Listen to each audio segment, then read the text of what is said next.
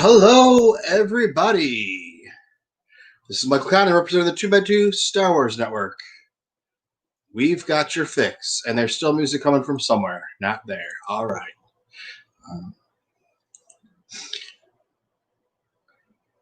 So, all right. I think we got it all set up now. So,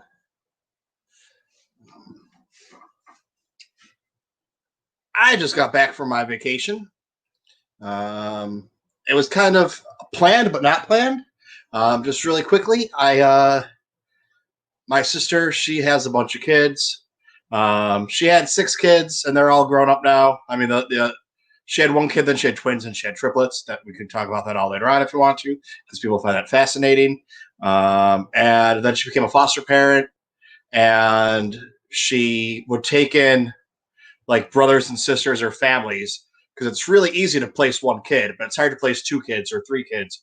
So instead of having families broken up, she would take them. So she took 2 kids and ended up adopting them. She took 2 kids, or then she took 4 kids and ended up adopting them. Then she took 2 more kids in, ended up adopting them. Then 2 more kids and ended up adopting them, blah, blah. So she now has 8 adopted children. I have 8 new nieces and nephews. No, this is over a year, so it wasn't all at once. And they all got baptized this past weekend. And I knew about it, but I had kind of forgotten about it. And it was like, oh, it's the end of September. And then the beginning of September, I was like, oh, shit, I need to go do this. And kind of, didn't do it. And then it was like, oh, shit, it's Tuesday, and I'm supposed to be there on Sunday. So trying to figure out what I was going to do. And I started looking at flights. And if you've ever tried to buy a flight last minute, you know that they're fucking expensive as hell. But I was able to move things around, and since I'm still not working, I was able to move even more stuff around, and then I was able to fly first class for half the price of what it was going to cost me to fly coach. So that's where that's kind of where that came in. So being procrastinator. I was looking for my glasses. Oh, here they are. Oh, here they are. They're sitting next to me. Being a procrastinator is beneficial and can help sometimes. So I did have to fly. Now, when I say half the price, from me going right from New York City to Buffalo was I had to fly first class from New York City to Charlotte to Buffalo, but it was half the price. And you're just sitting on pillows. Basically, it's just like you're in a cloud. So on the way to Buffalo, I just slept the entire way there, and it was some of the most peaceful sleep I've ever had, especially even on an airplane. And then on the way back, I slept the one leg, and then I watched part of the movie, the DC movie that came out with Harley Quinn, whatever the hell that is. But yeah, so that was my thing. So it was still cost me, quite a bit of money, but it was a lot less than what it would have cost. But anyways, we see in the chat we have Kylo stopped in here to say he wanted to check on his septic tank. He gets kind of jealous because I've been doing collecting with Kylo without him, and I still say, hey, this is his show. He just can't do it right now. We have Charlie Skywalker here, Ronnie J, and as always, I'm being called Orange 27 because that's what my call sign is. And I left someone out of the chat because we don't need to say his name in the chat because he's here on screen with us. Patrick. Hey, what's up, guys? How are you doing, man? Dude, I have been so busy. I just went back to work again this week, and for all of you who haven't been following me on Twitter, just got back from Kansas City last weekend. Went out there for my best friend's wedding, so I know what you're talking about in terms of all the fun of flying. It's been a blast, and first chance I've ever got to fly with Delta and go through Atlanta, that was a blast. Are you being serious or are you being sarcastic? I'm being 100% serious. Oh, okay. Yeah, I usually fly American Airlines. That's who my credit card's through, so I get my miles there. And if I'm flying from here to Buffalo, I just use JetBlue because they're the best one. And I was looking at tickets, and I was like, $67. It's ridiculously cheap. Well, yeah, but it was for the next month. It was going to be $900 to fly with them Oh, geez, man. Well, because it was also I'm looking for flights 2 days later. So Yeah, see, I got that's mine why. like a month and a half, 2 months in advance, and I literally got Yeah. like round trip tickets from here to Kansas City was like $225. Yeah, well, because mine was a couple days later, and then none of the cheap seats were left, so it was like, okay, you could fly round trip for $395, but then you have to pick your seat, and that's going to cost you $50 because we don't have any free seats left. So there's another $100, and that wasn't even JetBlue. That was going, that was going with American Airlines the same way. So it was $100 each way extra plus the bags and everything. Yeah, the bags was like the iffy part, but other than that, it wasn't well, bad. when you fly first class, you get free bags. Yeah, you do get free bags. I had to pay $30 each way. And I mean, it's just, and it's called first class, but because they're such short, small flights, to be like, if you were flying from LA to Charlotte and then Charlotte to New York City for whatever reason, that's how it went, you'd be in a first class airplane or seat from LA to Charlotte. And then it's business class. It's not really, first class, whatever, but it's still, nobody else was getting drinks or was, you had to ask for drinks in coach because of the way everything is going right now with COVID. And, they're coming around, hey, you want anything? And it's like, gee, too bad I don't drink anymore. All these drinks are free. It was a little weird, and I can actually show you this. So Delta did these little goodie bags on our flights. And so every single flight you went on, that's what you got. And it came with like a water bottle and like 2 snacks on a napkin. So it was interesting. Okay, yeah. So we didn't get that. Like, being in first class, we could have had anything we wanted. But because it were short flights, if it's under 2.5 hours, they don't serve food. It has to be 200 food. 2.5 hours or 900 miles. So I lost out that way. But like if I was flying from New York to, it's the same rules that applied pre-COVID. But if you were flying New York to Cleveland, it's only 780 miles or whatever it is. But they used to offer food, things like that. These are all things I learned because I was looking it up. But so I've actually been pretty much out of the loop because I've been streaming on Live It, so that's taken up a lot of my time. And so I haven't been on Twitter that much. And then I was away, so I haven't been on Twitter. And like my mental health has never been better. Like I don't really, care. There were some things that went on recently. Those have all been addressed in the past. And I lost a bunch of friends on Twitter and people that were actually like in real life friends that blocked me or unfriended me. Which is a bunch of other BS. But it's like, if they're not even going to fucking say like, hey, what's going on with this? Or, we just wanted to reach out to you and be like, because of what happened, this is how we feel or whatever. No, they just hit block, whatever. I'm just like, fuck it, dude. If that's how people are going to be and, just join then you don't want them to be your friend. Yeah. Join the herd mentality, and cancel culture and everything. And it's like, I kind of got grouped in with a different situation, which had absolutely nothing to do with me. And, but it was just, just kind of, I got the short end of the stick. But I mean, it is what it is. And, not being on Twitter and, like that's the whole thing. I got back and I would go on Twitter and I'd see whatever was in like my mentions. And since I'm not on Twitter and I'm not posting 20 or 30 posts a day or whatever it used to be, my mentions went down to just a couple a day or whatever. And I haven't been listening. I haven't been listening to podcasts at all. I listen to, I've gone from 10 to 12 podcasts a day to, I think I listened to 2 last week, maybe 3. Really? Wow. Yeah. I mean, all my time's taken up with other stuff now and I don't have time for that. I think I told you what my count is, right? No. My count for a weekly podcast. You ready for this?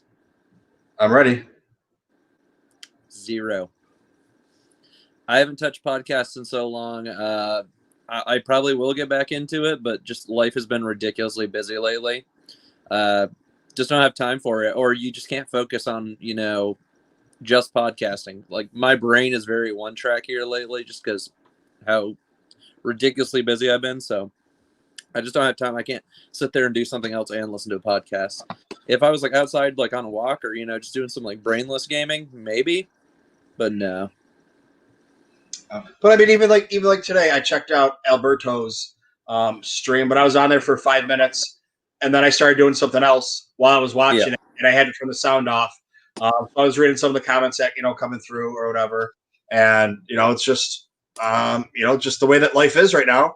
I still have them in my podcatcher; they still come up for me every day. I just haven't had the chance to. But I mean, I haven't even edited my podcast from when my computer was out of commission to get those on there. So I mean, that's just how far behind I am and how busy I am with everything. We just need to go on a binge, Michael. Just like listen to sit there, be bumps on a log. If anybody tells us to do anything, we'll just be like, no, we're just gonna listen to pods all day. I mean, well, that's what I used to do, but I did stuff. We have priorities, man. Now I'm on the computer, or I'm streaming, and if I'm listening to if I have headphones on, I can't listen to a podcast. I can play the podcast, and I was playing podcasts for a while when I was doing my streaming, but I couldn't listen to them. Like I was just missing so much. It wasn't even like they were on in the background. It would be like turning the TV on and going in the other room is basically what it was. So I just kind of gave up on it, and I have them on there, and I'll get back to those. Eventually, sometime once things get worked out. But that's I go back to the doctor next week to see if I go back to work, and I thought I was going to be able to go back to work. But like when I was just in Buffalo this past weekend, I thought I was doing better because they had me on steroids for 2 weeks, and then the doctor's like, you're gonna be on steroids for 2 weeks and then come off of them. That should help your lungs. You'll probably be able to go back to work. And then the temperature cooled off, so I was like, okay, I wasn't sure if it was the medicine that helped or the temperature dropping or a combination of both or whatever it was. And then I was at my family. My family has a farm. It's they call it a farmette. It's only 10 acres or whatever it is. And I went out. There's some chicken and some sheep and some cows, some sheep and some cows and goats and other animals or whatever, and some land for farming that it's not for commercial, it's for personal. Even personal, it's like my aunt does canning and things like that with the personal, that ends up getting sold. But it's not like really commercial that you find anything in the stores. But I went out there and I did a little bit of work, and it was something that would have taken me a half hour last year took me 3 hours to do, and I still wasn't finished with it.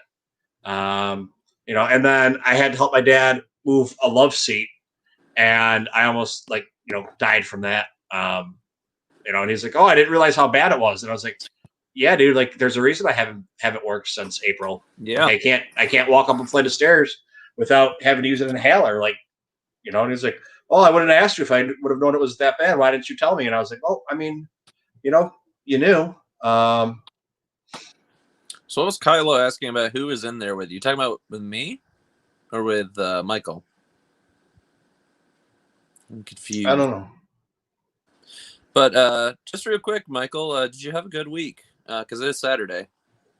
I did. Well, that was my big long tangent that I kind of went on. And as you can see, things have changed. I'm now having an office. I'm turning the spare bedroom into an office / recording area / streaming area for Live It. And I need to get I made a bunch of changes to the Patreon, and now I need to start working on that more. It's just I was gone for a week, so I don't know who Kylo's talking to.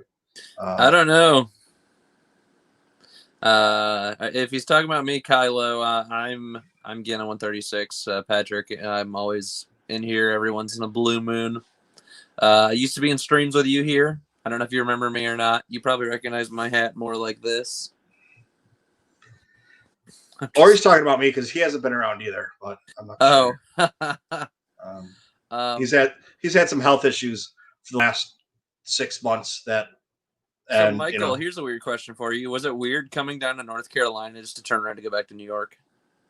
Well, it was too, and since North Carolina's the no-fly zone, when I went to Buffalo, there was somebody from New York health department that's like, "You need to fill out this form." I was like, "No, I don't," and I just walked by him. And that's the other lady. She's like, "You're coming from North Carolina?" I was like, "I'm coming from New York City." She's like, "Oh, okay," and that was it. But then on the way back, like they were talking about like going to New York City. You need to make sure you have these forms filled out. They were talking about it on the way, like before you got on the plane. They were talking about it when you were on the plane. They were talking about it before you got off the plane. I go to get off the plane, and somebody's like, "Do you have your paper?" I was like, "Nope." And he's like, "Okay, you need to fill this out." I was like, "Okay." I just take the paper, and I'm looking for somewhere to just get rid of it. And there's some other guy standing there, and he's kind of like a big, beefy guy, like built. And he's got a pen. He's like, "Here, you need to fill this out." And behind him, there's two big motherfuckers with guns. Like they weren't playing around. Like, you need to fill this paperwork out. And I'm like, I'm coming from Buffalo. He's like, "Oh, you just switch planes." I was like, "Oh yeah, you don't need to fill it out. You're fine." Because like you have to isolate in New York City for 2 weeks if you're New York State, but it's 2 weeks you have to isolate. New York City, especially. But I guess they're being way more serious in New York City than they are in other parts of the state.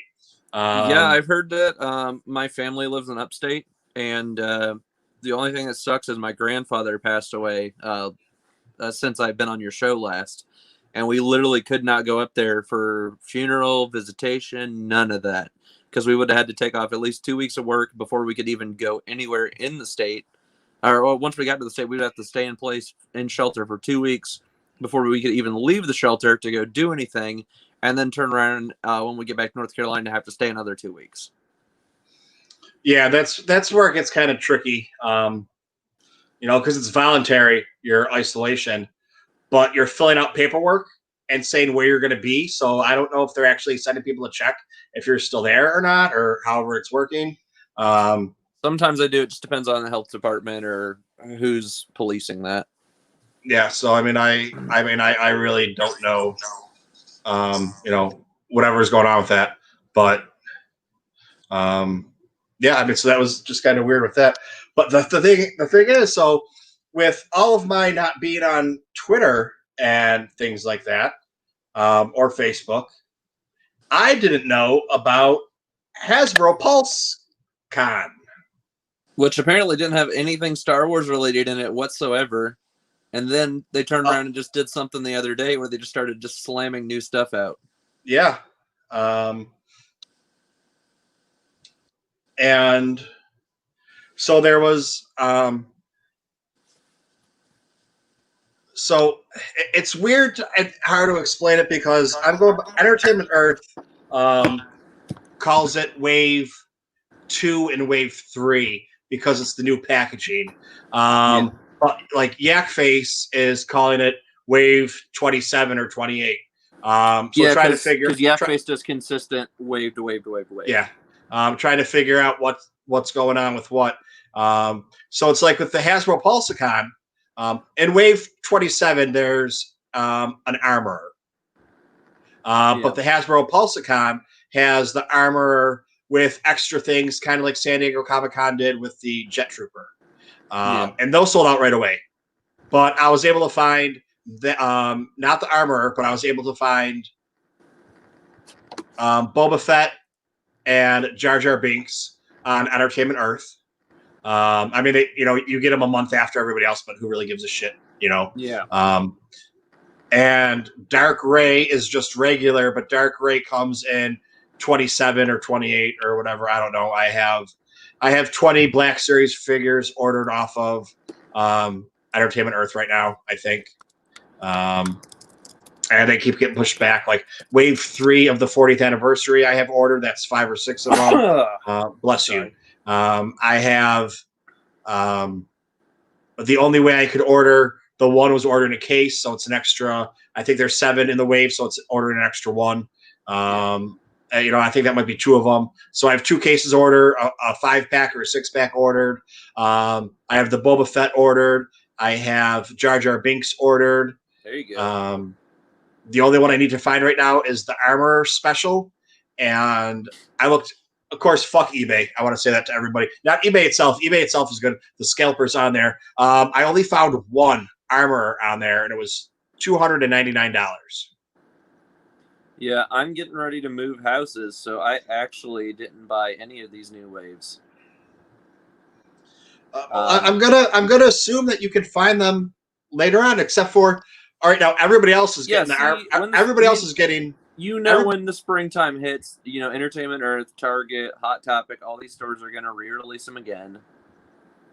I just got Captain Cardinal the other day. The Captain Cardinal I wanted to order, and I found it out in Kansas City in a Target, and I was like, "You're coming home with me."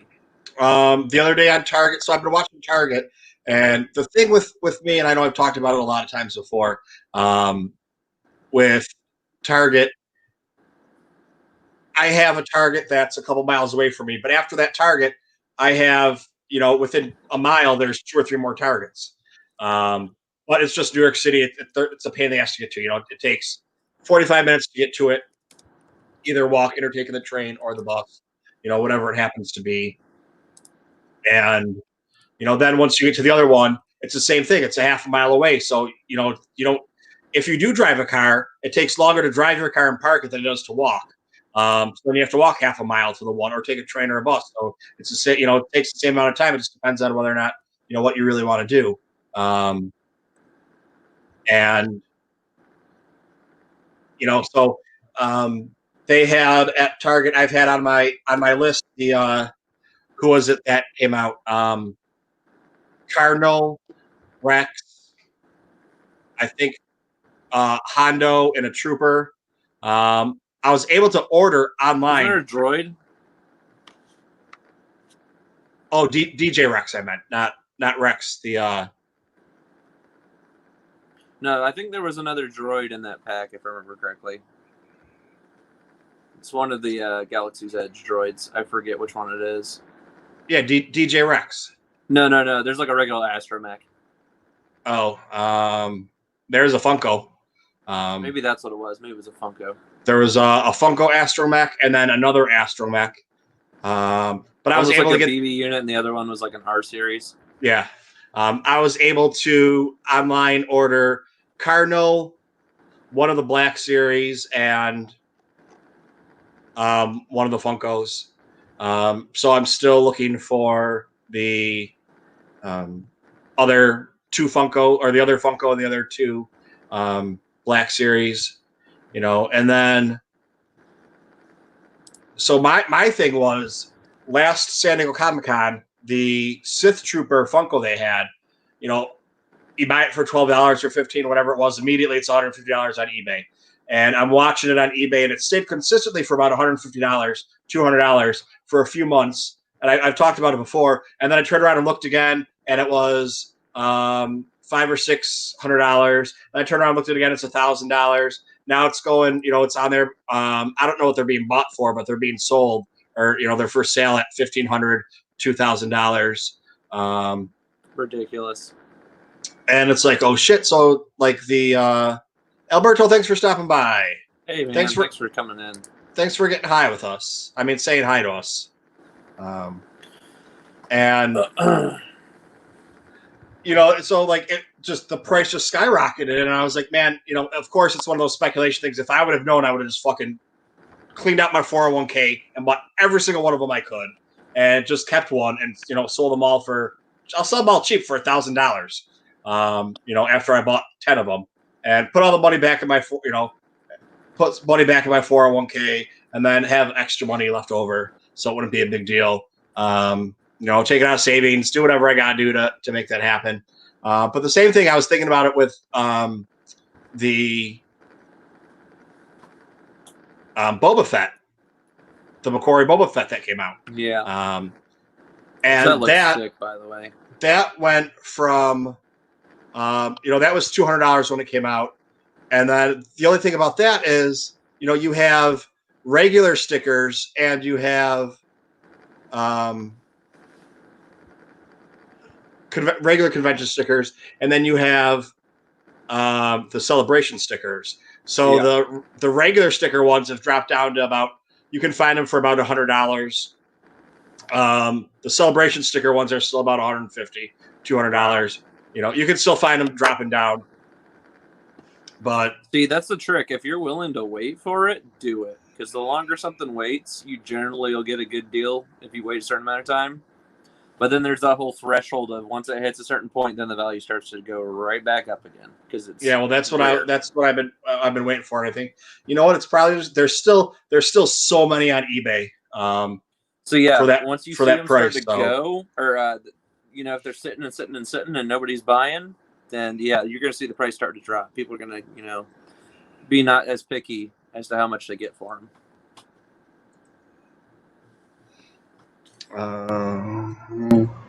Let's see what they're going for right now. Search for anything. Let's search. I was trying to think of if I got any new figures lately. I don't think I did. Did I show you? Yeah, I showed you the Starfighter last time. Funko Pop Boba. Real quick, I don't know if I'll be here next Saturday. I don't think I will. Are you going to be playing Squadrons Day 1? I will be. Okay. Because I hear there's a lot of people on the Twitter community that are definitely going to be playing Squadrons Day 1. And if we can figure out a way to get that set up and share all of our EA account details, we definitely need to hook up. Well, that's what somebody was telling me. I don't have an EA account. You never played any of the Battlefront games? I have Battlefront 2 on this PC. I've just never played it. Okay, because if you do, it will require you to set up an EA account on PC. Did you purchase it through Origin? I through Steam. Through Steam, okay. I forget they added it to Steam down the road. It'll probably still require you at some level to make an EA account here eventually. But if Squadrons goes live on Steam, then you might just need your Steam ID. But there's some sort of EA account tie-in you're gonna have to do. See, so I just searched Funko Pop Boba Fett prototype celebration, and this is where it gets tricky though, because even though it says celebration, and the picture is one from the sticker rather says celebration, it doesn't mean it has a celebration sticker. It could be just a shared one. But this looks like somebody has it in hand and took a picture of it. $102, $105. It all depends on what you search. $99. So the price has dropped quite a bit. So I'm probably going to wait a little bit longer and scoop one of those up. That way, it's just there's a couple more. I'll be right back. I want to show you. Sure.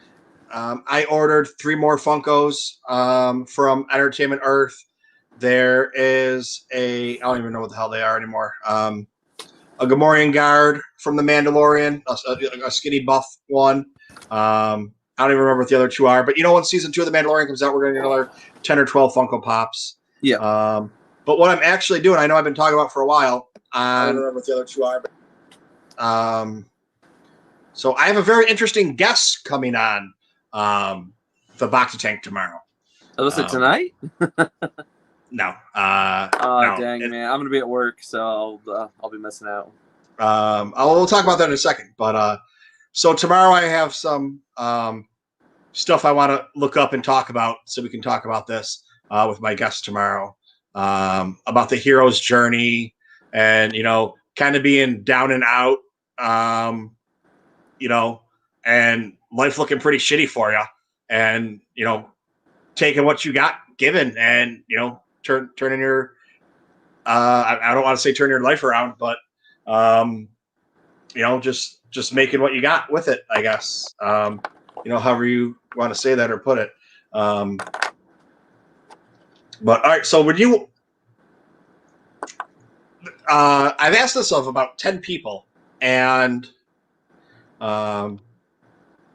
if I tell you to think of the most memorable performance on American Idol, or who do you remember most from American Idol, even if you've never watched the show? William Hung. Yes, he's going to be on the show tomorrow. Oh, are you serious? Yeah, he's really going to be on your show tomorrow. Yeah, that is awesome. He's now a motivational speaker. Um, and he's all about like that whole thing, and goes and talks about he's I've been talking to him for a couple of weeks, and it kind of like planning your he's about like planning your life out, and having like goals and making lists, and whatever, just because otherwise you kind of get complacent. And like with me, I had all these ideas of this has nothing to do with him, but I've had all these ideas. Once I got my computer, I'm going to do this, I'm going to do this, I'm going to do this, and I'm still talking about doing this and doing this and doing this. And then it was sent in my office to get it done. But he's a Star Wars fan. He's not crazy like us, but he does like Star Wars. That's cool. So he's going to be on here. We're going to be just talking about Star Wars, and how motivation and the hero's journey, and how things kind of might not, he might not be like, he's not going to be like, I saw this in Star Wars and it gave me the motivation to do it. But whatever he's talking about, I'm probably going to use some of my knowledge of the hero's journey and Hero with 1,000 Faces, and my Star Wars psychology books and philosophy books. I'm going to spend a little bit of time brushing up on those really quick and going through, and talking to him about that. So it should be interesting. Sounds like fun. Yeah. So that's. So real quick, since it's been, I don't know maybe a month and a half since I've been on your show with you. Well, the last one I didn't do. Last week I didn't do one because I was at home. And I was just, I had all my stuff with me to do it. And I was just like, fuck it, dude. I don't feel like doing a show. And I know for the last month and a half or 2 months, I've been saying, I'm not going to do a show. And then somebody's always like, oh, can you do a show? Oh, it's my day off, or, hey, I was going to stop by, or whatever. And I don't mean just you, I mean other people too. Oh, no. I'm like, I see that you schedule and I'm like, hey, I got the day off. I'm going to stop by. Yeah. So it's like, okay, yeah, I'll do it. Or, just and whatever it is. Tank's like a great show that ends the week. It just like, it wraps everything up. If anyone wants to vent about some shit, they can just go ahead and vent. It's all good. It's definitely my favorite end of the week show by far. Well, thank you. I appreciate that. And I mean, it's all, it's just a place for me and my friends to hang out. That's kind of what it's always been. It's evolved through the times a little bit, but somebody else isn't welcome on the show anymore. Kylo hasn't been feeling well, so he hasn't been on. But he was on a couple weeks ago, and you also got to remember, a lot of times in the summertime, people have shit to do. A lot of podcasts go on breaks, or go to every other or week or whatever. Some of the people that were coming on here, will never be on here again. Some of the people that were on here, regulars, like Kylo, hasn't been feeling well. So when he is, when he does have energy and can do stuff, he's doing stuff around the house, around the yard, and then, doesn't feel like coming on here, which I can completely understand. It's not anything like that. So, once we get ramped up into the winter time, it should hopefully pick up a little bit more to where it was. And it also, we're going to have to see, once I go back to work, what's my schedule going to be like? I started doing the septic tank, like pre-COVID. And I'd have a Saturday off and do it, or do it Saturday when I got out of work at, I do it at 11 or 12 o'clock at night, or have them on Sundays or whatever it was. I mean, this is episode 25. So, I mean, you divide that by 4, you're going back 6 months. That's pretty much when I, that's pretty much when I started, when I stopped working, and started doing them or whatever. So, we'll have to see what happens when I go back to work. It might be a, not as frequently kind of thing. Something a little bit more planned, because they used to be more planned out. Now it's just kind of like, okay, let's just talk about whatever. So, but we'll see what happens with that. But I really think after the way my body reacted, That was supposed to be sexy for you. I guess I missed the mark. I guess I'll tell you what, man. Going to Kansas City messed me up big time. I wasn't used to, I don't know if I've ever told this story, but I'd never left the Eastern time zone in my entire 26 years of existence. I've been up and down the East Coast my entire life, never left. And so when I went to Central Time Zone, it kicked my ass. I mean, it's awesome because you get that hour of daylight again back. You're like, cool, I got one more extra hour, but your body still tells you, nah, you're going to bed. Yeah. Well, that's the thing too. When I started, at the same time I started streaming on Live It, is when they put me on steroids, and one of the side effects of prednisone is insomnia. It's almost like it keeps you up a little bit, yeah. So I was literally sleeping, 2 hours a night, and which didn't really matter. I remember taking tea or something with it just to get me to go to sleep. If something you had to take something with it that was okay to have with it.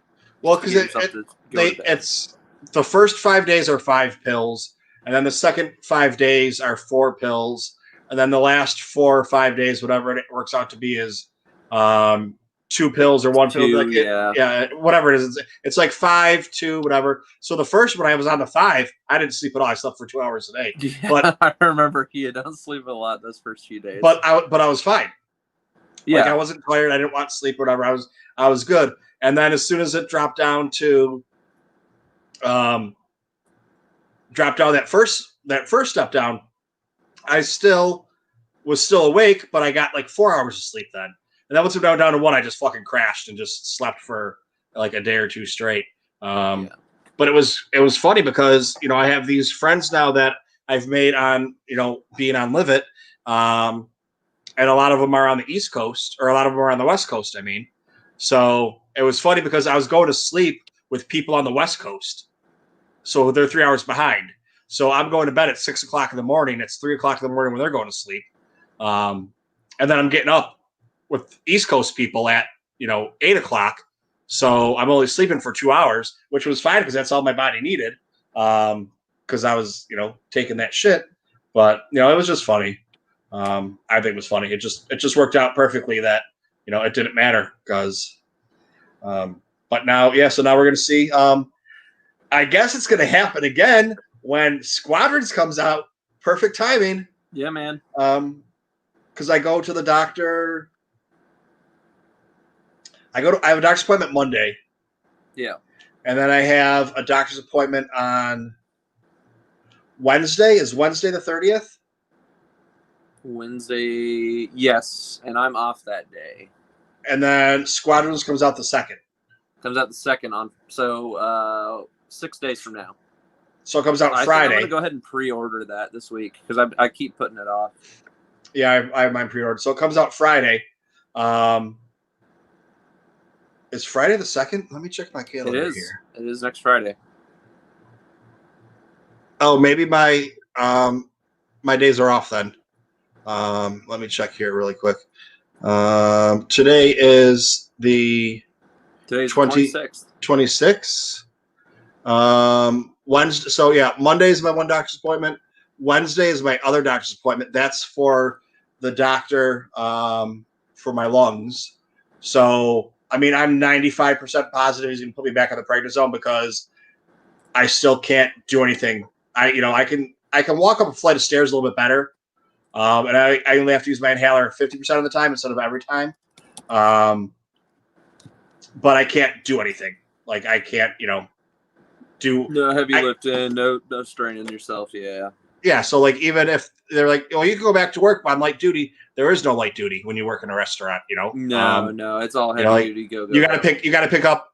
You got to go in the cooler and grab a case of something. I can't do that. I physically. I mean, I can pick it up, but I can't breathe when I'm doing it. So, I have to double check. I think maybe I'm going for that. I'm going for injections in my spine for my back. No fun. Dude, it's fucking awesome. I mean, I'm sure you're gonna feel amazing once you get the drugs in you.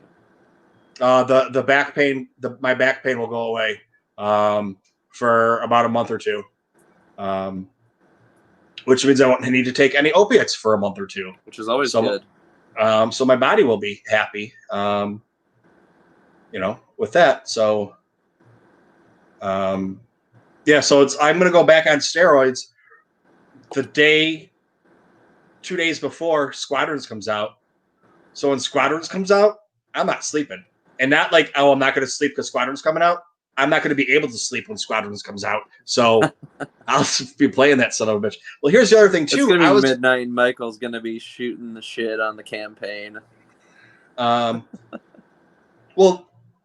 sometimes it comes out early because I got yeah, the that's Sims. Right. I forget EA sometimes does a little bit of an early drop depending on just how the rollout works sometimes. Yeah, with like that. So I got the Sims.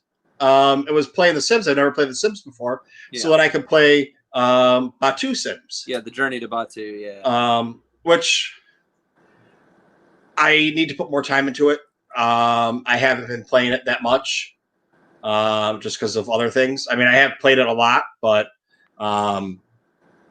it's just trying to get used to it or whatever. And yeah, there's a lot to learn. Well, I'm pretty good on Sims itself, but trying to figure out, you have to do jobs then to either become part of the First Order or Scoundrel or the Resistance. You need to travel around, trying to figure out, like, it's like, go do this. Well, okay, how do I do that? Like, I don't know. It's like when you're playing the regular Sims, and it's like, you need to get to level 6 of an instrument. Well, you can't get past level 5 playing the instrument. So you have to read a book, but you have to make sure you read the right book.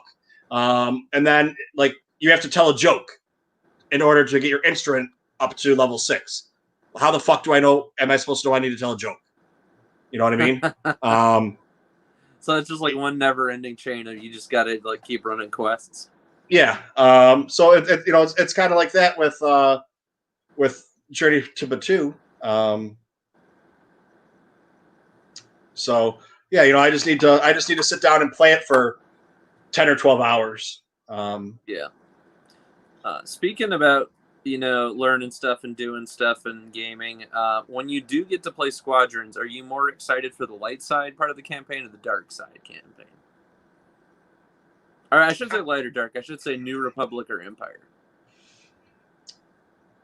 I really don't have an opinion on either.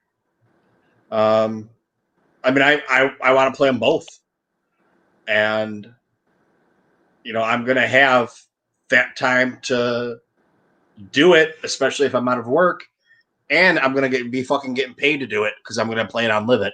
So I'll do a little bit on YouTube just so people can see it, so some of our friends can see it. I'll maybe do a different campaign and play a couple hours here and there just so people can check it out.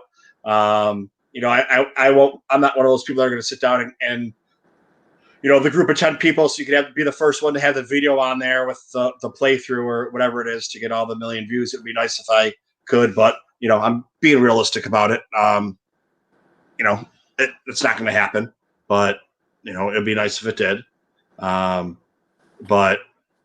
I'll just do kind of like I did with the Sims. The Sims Batu, I played it, and then it took me an hour to figure out how to get to Batu, or longer, and then I got to Batu and I didn't know what the hell was going on. So my plan was I was going to. I don't think I was going to edit it. I don't know if I edited it or not. I might have. I don't remember. But then then it was like a week later. And I think if I hadn't done it, I was going to do it or fix something or do something, whatever it was. I just never did it. But I played it. It was on YouTube for a couple of days. It's on the Patreon feed. You just got to skip through. Kylo, you see, I forget what they call having sex on there. Kylo Ren's having woohoo. Kylo Ren's doing woohoo with somebody. I didn't know the fuck it was. It was like, do woohoo, and I was like, okay, do woohoo. What's that? I was like, oh, okay, that's woohoo. I know now. I heard people have been doing like Sims stuff for so long where they've been getting like Ray and Kylo together. Yeah. Trying to get them to woohoo and Batu. Yeah. Well, that's the thing too. It's like, like when you're trying to romance them, there's certain things you can do before you have to do other things, and they don't really make sense. Like you have to tell 3 dirty jokes before you can, do this or that. And it's like, if you've never played before, you don't know. You can't just go do something that you want to do. You got to work up to it. You have to build their level up, and which means if I'm hitting on this chick, I'm not playing an instrument to make that I need to do to advance my career or whatever. So it's kind of like it's trying to find a good balance between it. Where I'm just about I want to make as much fucking money as I can, so I can buy all this good stuff, and who cares if they hate each other and whatever. You can change that in a couple days easily. But to do it consistently, I guess that would be a different object or a different output or whatever. Trying to do that. I guess that's what people do sometimes when they're trying to make it seem, real life or whatever it is.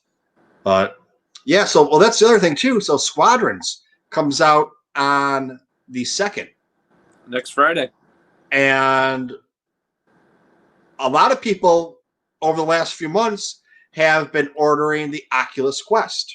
Yes, they have. I did not order an Oculus Quest. I did not either. I can still find Oculus Quest at the GameStop by me has them. I found a few other places. But here's the thing. Oculus Quest 2 comes out on the 13th. Will it support Squadrons day 1?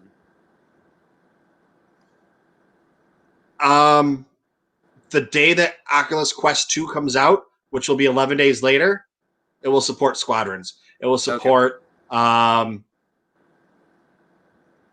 Immortal. It will support there's another Batu one VR game that came out. I've hooked up with a couple of guys that are pretty big gamers in the VR world.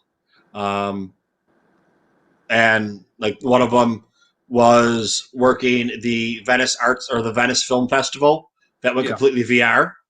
It was completely VR this year. He was working that. He was a host for it. So people would come in from all over the world, and he was their VR guide, and actors and directors, and like A-list actors. He's coming in and telling them, okay, we got to go here. We got to, whatever. So, yes, it's in a virtual world, but because of COVID, these nerdy VR guys and us gamers, which I'm not really a gamer. They say, oh, no, you're a gamer. No, I'm not. I took a 20-year break from gaming. I'm not a gamer. It took me 120 hours to complete Fallen Order the first time. It should have taken 20. I'm not a gamer. I'm playing it right now. And there's a lot more talking involved when you're on Live It. So I'm not necessarily playing straight the whole time, but I should be much further than I am, but I've, kind of flying through it. Like I was talking to somebody today and they're like, how do you know how to do that? I was like, oh, I've played this game before. And I was like, hey, it took me 120 hours the first time, but only 20 hours this time. So that was the thing. It's like, so I asked my buddy, I was like, all right, listen, in your opinion, if it was you, what would you do? Would you just go buy the Oculus for, I think the cheapest the Oculus is, somebody can look it up and tell me I'm wrong. I don't give a shit. I think it's like $4.99 is the cheapest you're going to find it. But then you need to buy add-ons and everything to make it better or whatever. With the Oculus Quest 2, you don't need to do that. Here's Kylo in here. Hey, Kylo knows because Kylo sat there watching me and laughing at me while I was playing it on YouTube.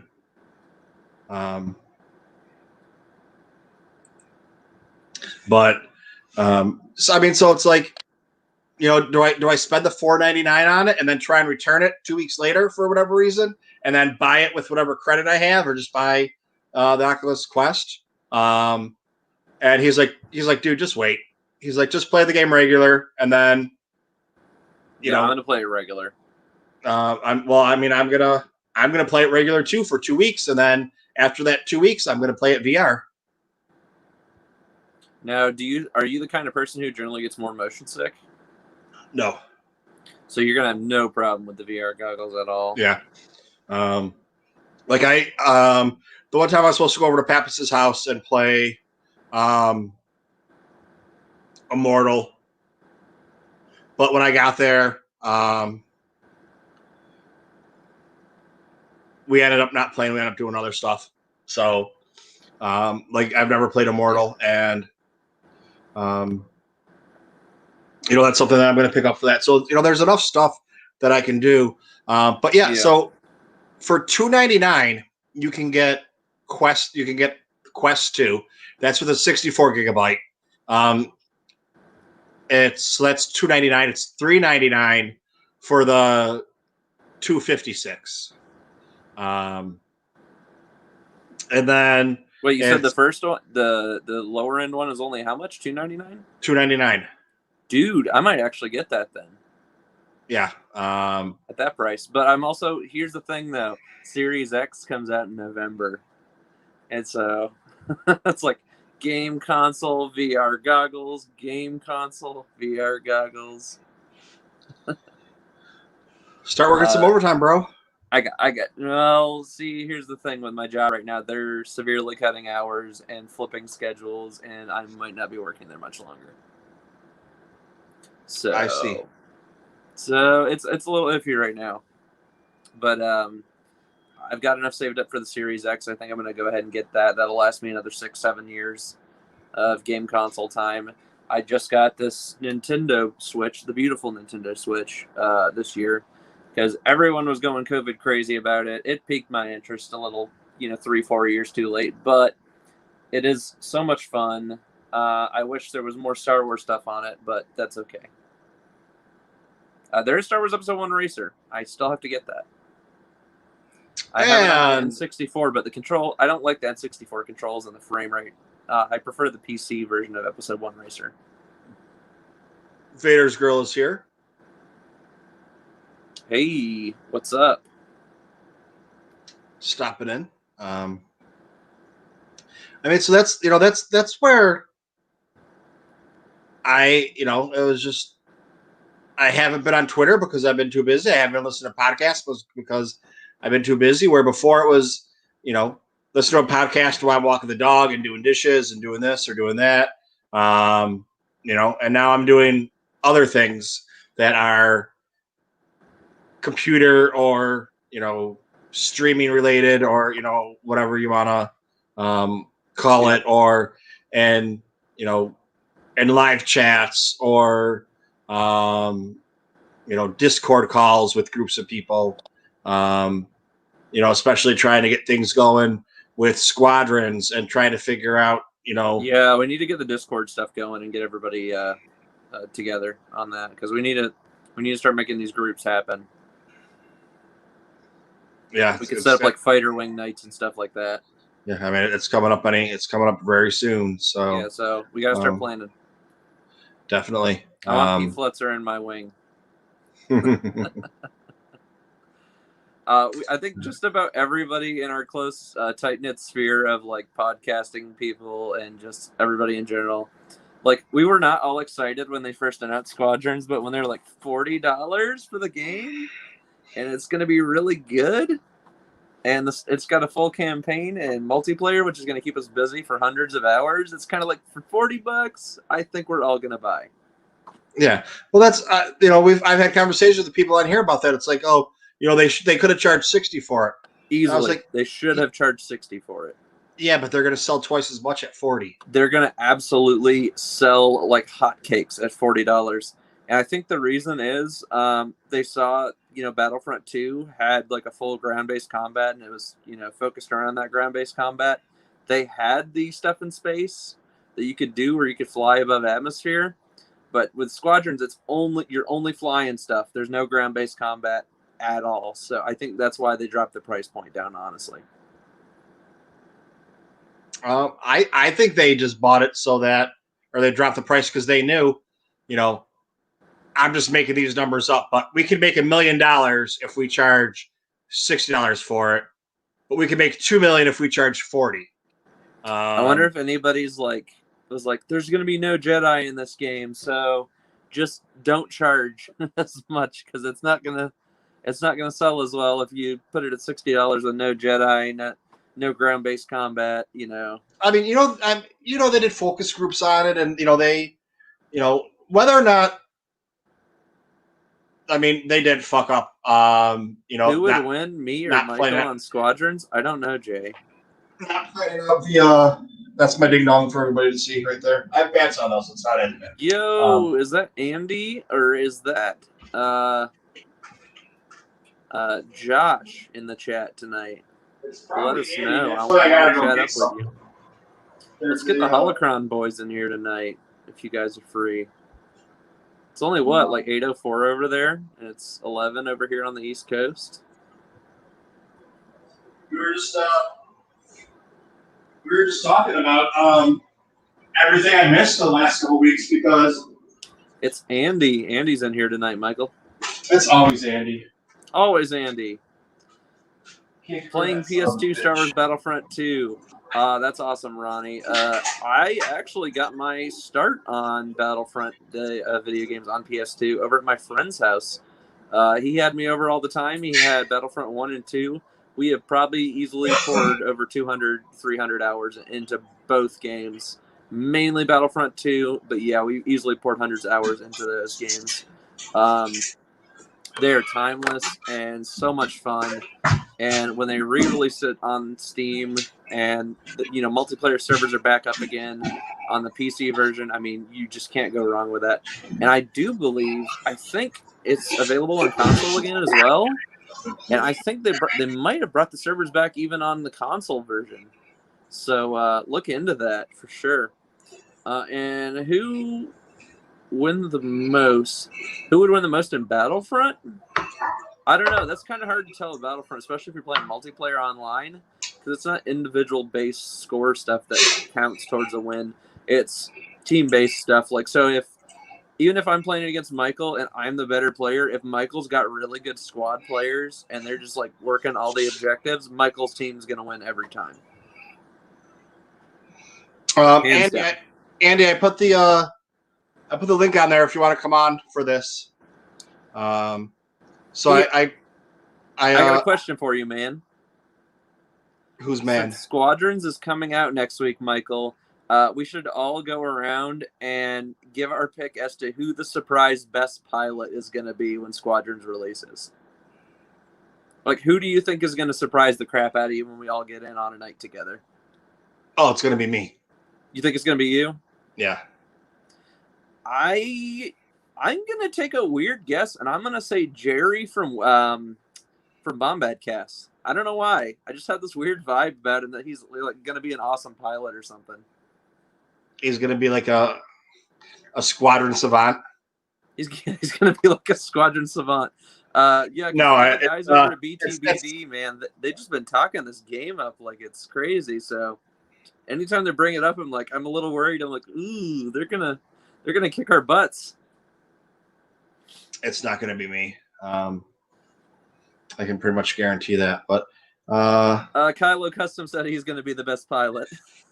Andy, do you want to hop on here? While I take care of this. Oh, Kylo only played Starfighter modes in Battlefront 2, so he's going to be the best pilot, Michael.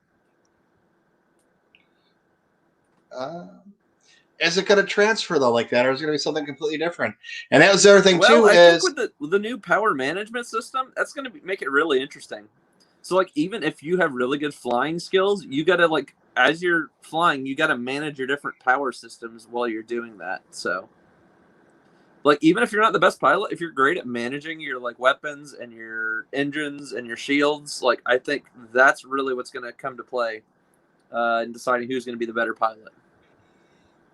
But here's the other thing too. I'm talking about, when Quest 2 comes out, getting that on the 13th or whatever it is. what about just regular joysticks for when I'm not playing VR? Yeah, that might give you a huge advantage over everybody who's got, the regular controller or keyboard and mouse. Yeah, I mean that's what people think. I'm crazy because I play on a PC with a controller, and they're like, "Well, why don't you use the computer?" They're like, "It gives you more of an advantage," and I'm like, "I mean, I just thought the computer was better because it's a computer, not the whatever." Like, I don't know the ins and outs of what the best thing is, and I will brag and show off my Dusty girl. I like to be able to sit here like this with my controller and just be like, "Dude, like, yeah." So, like, do I need my Dusty girl? She does a lot for me, but I love her. This is actually an old HOTUS X, the newer HOTUSes that are out from Logitech, and dude, those things are nuts. They work on console, they work on PC. They look like a fighter jet stick and throttle now. Which I just saw there's a company that contracted to deal with Xbox. They're actually doing custom Squadrons Xbox controllers, and I imagine they're doing the same for PlayStation as well. So I would not be shocked if here in the next few days or weeks, Michael, you're going to see something pop up around the Squadrons release where it's like, here is a deal. We've made a deal with like Logitech, and they're going to do a Squadron stick and throttle combo. Would you be surprised if they did that? No, I'm actually looking right now to see what Logitech has. I just looked up Logitech stick, and they have Logitech they bought Cytec out. I think it was 2 or 3 years ago, and they were the main company that did the stuff for the flight sim guys. And so like a lot of that like hardware has transferred over to Logitech now, and it's ridiculous how much stuff they have available now. See, here we go. They have the space. They don't have a price on that. Ooh, they have Andy. They have, I was actually gonna bring this up. Well, go ahead, Michael. I'll let you. They have X52 HOTUS. Well, here, let me just fucking. Yeah, the X52. That's the one everybody flies with now. Yeah, put it up on screen so everybody can see.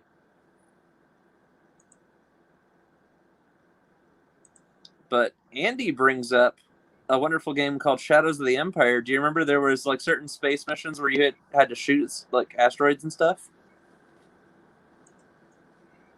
All right, so here's space. Enhance the realism and immerse yourself into a space shuttle sims and games, Logitech, whatever. Okay, so X52 HOTUS, Logitech X52 HOTUS, throttle and amp stick for space flight simulator games. Delivers responsive, precise cockpit controls for dogfights, space missions, and more. The X52 HOTUS, Logitech GX52, flight and space simulator, stake and amp throttle for realistic, customizable cockpit controls at your fingertips. Perfect for VR games. Well, that sounds like that's right up my alley. There you go. I need to sell some Funko Pops and some Black Series. Shit. Oh, I never finished telling you. That's what I'm doing on Tuesday. I'm going through all my stuff. I'm going to start, the couple of, places that I belong to. They get first choice, and some certain people get first choice. And then here we go. The Shop X52 professional joystick and space features illuminated buttons and amp LCD display, dual spring catering mechanism, and amp for more. So it's like they're going to be doing both because you're going to have a regular stick and you're going to have a throttle. So you need this HOTUS. So you go bottom of the line, it's $149. I think pretty much this one, the professional one's the same, except it gives you some spring-loaded action or whatever bullshit they tell you. There's probably a little more force feedback and pretty lights. And then this guy over here. Set the tension on those, if I remember correctly. So, like, if you want your stick to have a little more like weightiness to it, you can like adjust the springs in it to feel a little tighter. But I'll have to talk to my my new VR friends and find out what they've heard about it because, like one of them already has the Quest 2. Oh wow! So he got an early copy. He got it a couple weeks ago to do a review on it. And he said that it's amazing. It's I don't know how they actually how they're actually rated or how they do it or whatever. But why does it look this right now? I don't know. No, my chat's all. I can still see the chat. It's okay. No, it was all the way up in the middle, so I missed Okay. whatever Andy was saying. But I was going to show you this book I just got a few weeks ago, Michael. Since Andy brought up Shadows of the Empire, I was scrolling through just old books I'd never looked into that from a marketing standpoint. And I was just like, I love looking at like old 90s Star Wars stuff because that's when I grew up. So like anything that's like 90s based Star Wars is just like the best to me, at least. But yeah, this stuff, I love this artistic cover of like the Shadows of the Empire book and all that stuff that came out. And I do need to get some of that stuff because I never got it. I only played the video game growing up. I never got the book. I never got the comic. And I heard all that stuff crossed over and, told different versions of the same story. So I've taken more interest in Shadows stuff again. And I love that, like, even though it's Legends now, a lot of the stuff and concepts that came out of that whole campaign of Shadows of the Empire has literally transferred into a lot of the stuff you're seeing in Star Wars today, whether it's The Mandalorian, Clone Wars, especially Clone Wars. I think it was like season 5, 6, and 7. So a lot of that stuff is transferred over. So I've seen like little tiny concepts here and there getting pulled from Shadows again. So I was like, you know what? Maybe it's time to revisit Shadows of the Empire and see some of the stuff that they might be pulling from. That'll be interesting. Go put it in the toilet. There's the man, the myth, the legend. Take a tissue and put it in the toilet. Okay, but who are He you? can't hear us, but that's okay. Go kill this. We can hear him. That's We fine. can hear him. Hello, Andy. hey, my daughter's trying to kill a spider in a bedroom. So I'm over here drooling over Shadows of the Empire because you brought it up. oh, that's a lovely book. It's my favorite Star Wars book. Oh, do you actually own this? I own a hardback version of that. Yeah. Yeah, I was looking online. I didn't know this book even existed. So when I found it, I was like, "This was like a behind the scenes of Shadows." Like, I didn't know this was a thing, and it was like I think like $6. I was like, Oh, you can't pass up a $6 book. I'm surprised Michael didn't try and buy it from you. Michael could get this for $6 on Amazon because it's Okay. that cheap. And this was like a used copy. I'm like, $6? Free Well, shipping? there's some weird history and lore behind that book because it was intended to be bigger than it was. They they had their own comic series, their own figures, massive. Their own soundtrack. I just bought the soundtrack on vinyl. It's amazing. I'm gonna have to buy that. I've been thinking about getting that. There's one song on there that it should be mentioned in the same breath as the Throne Room, as Duel of Fates. I mean, it's awesome. It gives you the goosebumps. Now, are you like me, where you started to see that now, like the last 2 to 3 years, Lucasfilm was finally starting to pull some of that old stuff from the '90s, whether it's Dark Empire or Shadows, like into the forefront again and recanonizing like elements of that?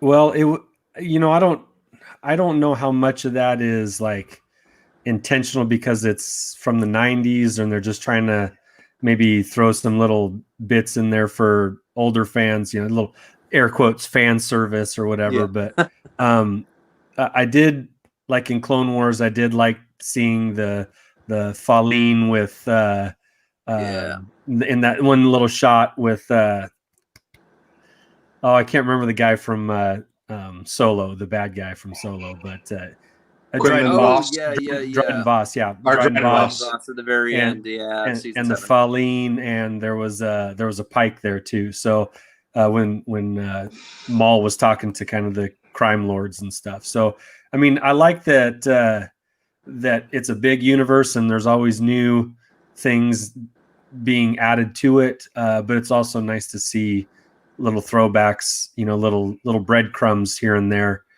for people that maybe are fans of things like Shadows of the Empire or the video game or something, something from maybe, I don't know, the 90s are kind of the dark times for Star Wars. They're a really weird time of just like creative content. Like, it hey, was, what can we throw against the wall and what's going to stick? Yeah, and George Lucas was like, he was messing around, seeing what he could kind of get away with and play with when it comes to like the special editions, because all that was like rough draft prep work for the prequel series, but yeah, he used original trilogy stuff to kind of mess around with, and then Lucasfilm was very like easy come easy go with books and what was happening in extended universe.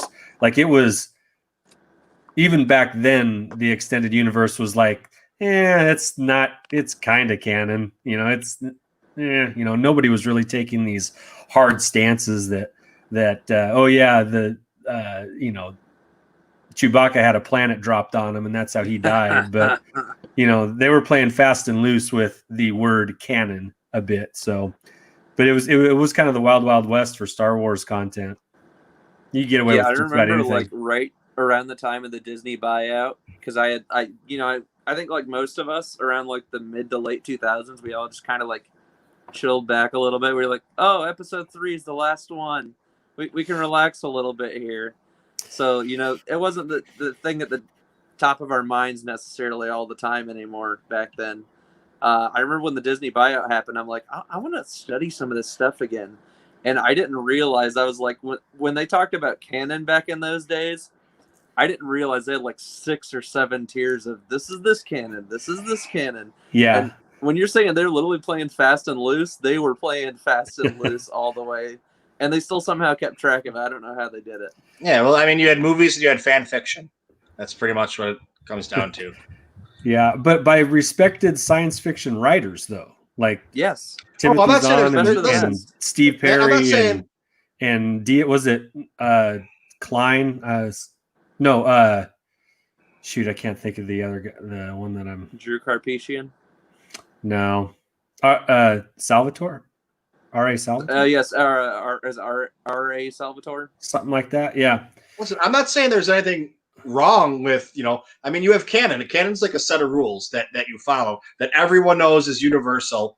And then you have all the other things that are just kind of, whatever level or whatever. It's basically just glorified fan fiction. And, that was the dust up that happened a month ago or whatever, because Favreau or whatever said, or Filoni was like, listen, I learned from George. This is how George felt. This is how George thought. You're like, well, no, because in 1998, there was a chart that came out, and I still have it. Like, somebody tried to show me a chart that I was having this argument with, and the chart was from 1998. No, it was from 2001, and it had the Clone Wars from 2008 on the chart. How does a chart written in 2001 have a cartoon that doesn't come out for another 7 years on it as canon? I was like, dude, you took 2 things, or someone took 2 things and put them together. But yeah, like, go ahead and like what you like. If you want to sit there and write stories about Star Wars, that's cool. I know some people that have written them. Some of them are amazing. Some of them are garbage. But I mean, there's just a big difference. So what I'm hoping is that if you were to go back and read the original Thrawn trilogy again, it's good. Like that. And there's a reason why Thrawn has been pulled out of the extended universe and placed into the new canon, because those stories were solid and they were entertaining, pretty well written. The characters were intriguing. And so that's why I still kind of hold out hope of maybe someone like Amara Jade coming back into new canon again, or current canon, because canon is canon until it isn't. But circling back now to Shadows of the Empire, that was a story that connected 2 movies. Like it flowed, and the things in it were awesome. They connected A to B, and so I would, me personally, I know it's just my personal opinion, but there isn't anything in Shadows of the Empire that goes against what we currently know to be canon. And so if they wanted to revisit that or pull something from Shadows of the Empire, it seems to me like it would fit perfectly with what exists currently.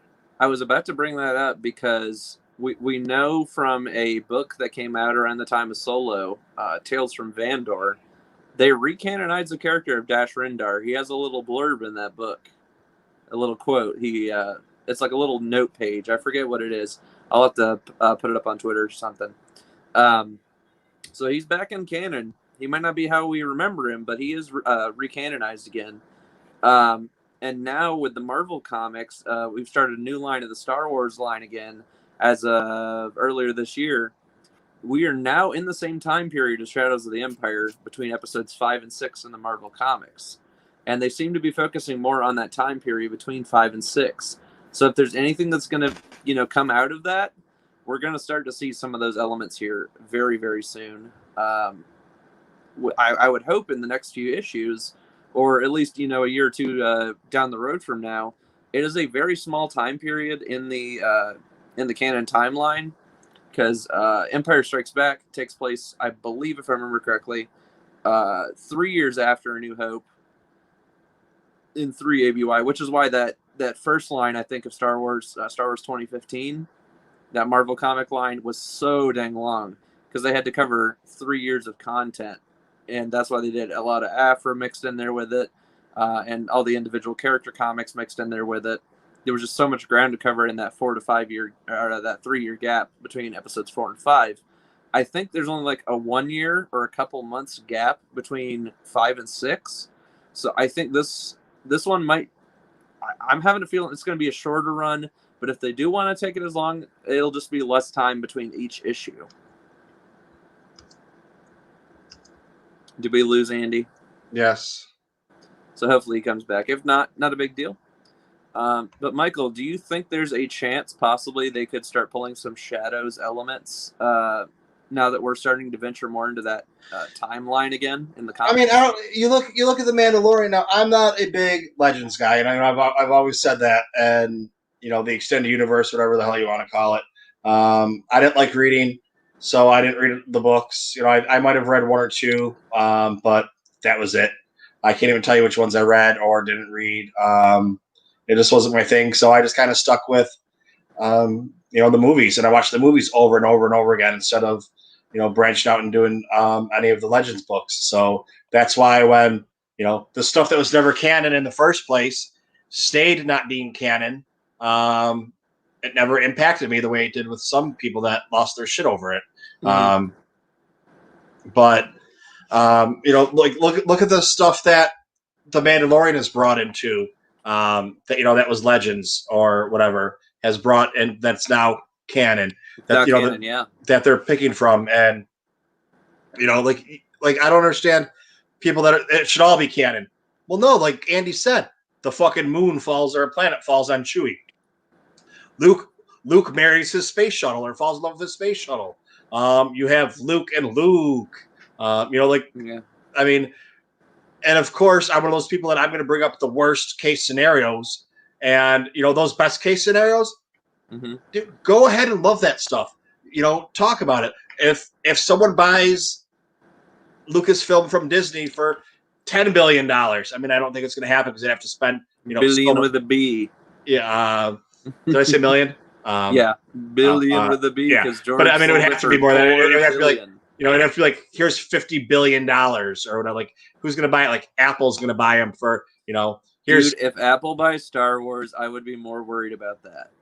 But you know what I'm saying? And then Apple buys it and says, well, the prequels aren't canon anymore. We're going to make our own prequels. I'd be like, you guys are fucking idiots. But, I mean, you own it now, so you do what you want to. But you know what? I'm still going to watch the prequels because I like them. Yeah, man. So it's like, it doesn't matter what someone else tells me is or isn't official anymore. If I like it, I'm going to watch it, so like that's what I've never understand about people that lose their shit over it. It ruined my childhood. It's like, dude, like, I mean, if you sell your house and someone remodels your house, nothing you can do about it. It's not what you wanted your house to look like, but you sold it. You don't have any say. Same thing, if you sell your car to somebody, you would have built that car from scratch. It might have been a classic car. With George takes all these classics that he grew up with and builds his own car, builds his own movie, and then keeps building other cars to go along with it, so he has a fleet of cars, and then all of a sudden decides to sell them, and someone decides, I don't like these cars anymore. We're taking the spoilers off there. We're putting fins on them. We're doing this or that. Well, guess what, dude? You know, you might not like the way the cars look, but those are still the cars. Like, they're still cars. So, you know, it's just like what you like. No one's taking that away from you. You want to write fan fiction, go ahead and write fan fiction. You want to make fan films, go ahead and make fan films. You know, all the power to you if that's what you want to do. Who cares if I like them or, you know, who cares if I like them or not? It's not about me. It's about what you want to do. You know, what do I wish everyone to watch the show and like this show? Yeah. But a lot of people don't like the show or don't watch the show. So, you know what? Too bad. I don't do it for them. I do it for my friends. You know, I'm doing it for you. I'm doing it for Andy. I'm doing it for Ronnie. I'm doing it for Dale. I'm doing it for Kylo. I'm doing it for Kat. You know, anybody else who might be in here that I could have missed. I think that's pretty much everybody. You know, but it's just, you know, so that I can hang out with my friends, and that's what it is. I'm not one of those, you know, YouTubers that is going to be making money that I can afford to retire off of and not have to ever work again, because I can do YouTube videos, because, you know, that only happens to one out of every few 100,000 YouTubers. Yeah.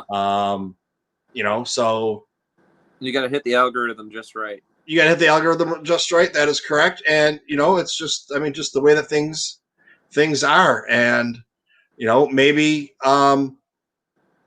you know, I've started using some more of the editing software. You know, once I get better at that, you know, instead of getting, you know, 80 views or 100 views or 200 views on something, maybe that will bump up to, you know, a couple hundred. And in time, you know, that will be 1,000 views or whatever. That's still not enough to retire off of. That's not even enough to, you know, quit my job over. But it will be, instead of, you know, 10 cents or 30 cents a day, it might be a couple dollars a day. You know, and then that will just help pay for shit and better, you know, the whole thing with better equipment and, you know, just, you know, whatever. So, I mean, that's what my goal my goal is to be able to get that so that it doesn't cost me money to put on the show and edit it and buy equipment. And it's like, oh, okay, well, I need somewhere to, you know, save the shows. You know, memory costs fucking money, dude. Sorry. I do this for fun. It'd be nice if my fun didn't cost as much money. You know, and that's where a couple dollars a month I make off of YouTube comes in, and a couple dollars off of Twitch. So if you have an Amazon account, link your Twitch account to it. You get a free subscription to my channel, which I haven't put anything on lately. You know, the whole thing was with not having a computer too, but, you know, I kind of have a schedule somewhat done. You know, I'm going to take a couple hours every day and do my editing for the podcast and for YouTube and whatever, especially before I go back to work, which is looking like, you know, I said already it's going to be about another month. And, you know, get all caught up with that then. And then that way, once I can stay caught up, once everything else rolls out, and then I can do my Live It streaming while I'm editing and or while I'm playing, you know, games. Yeah. And, you know, you want to play me to pay video games and talk about Star Wars? Like, I'm actually getting paid and not like, you know, 12 cents a day off of YouTube. Okay, I'll take that, you know. But, you know, I mean, it's all relative, and, you know, we'll see. So that's what happened. So we turned the back spare bedroom into it's like half recording studio. I had an old teacher's desk, so like a 4x6 old teacher's desk, old school motherfuckers. Yeah, and the old metal and wood. It's just all wood, but yeah, all wood. Yeah, yeah, like the big high legs. Yeah. And plenty it's of like room for your legs to stretch out.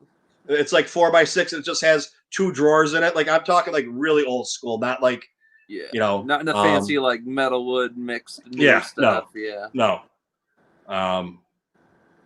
It probably weighs a couple 100 pounds. Like one of those. It's like a a table / desk. And the only reason it's a desk is because it has 2 drawers that come out Two of drawers, it. yeah. But like, so I have that. Well, that's way bigger than what I need for a desk. So right now on there's still the box, but won't be forever. A Baby Yoda Funko Pop, the 10-inch Boba Fett Funko Pop, the Yoda Star Wars, which is a video I need to put out, Funko Pop. Michael, X-Wing. you have to promise me one thing for Bacta Tank. Or sorry, Bacta Tank. You have to get William to ask you what's in the box. All right. Deal. Just because he's such a cool guy, I imagine like getting him just to say that will make his day. Because it makes my day every time I get to say it with you when I'm on Bacta Tank. Well, I do have a couple things, I believe, to open up on the Bacta Tank. And I have a couple more that I believe should be delivered tomorrow. Sweet.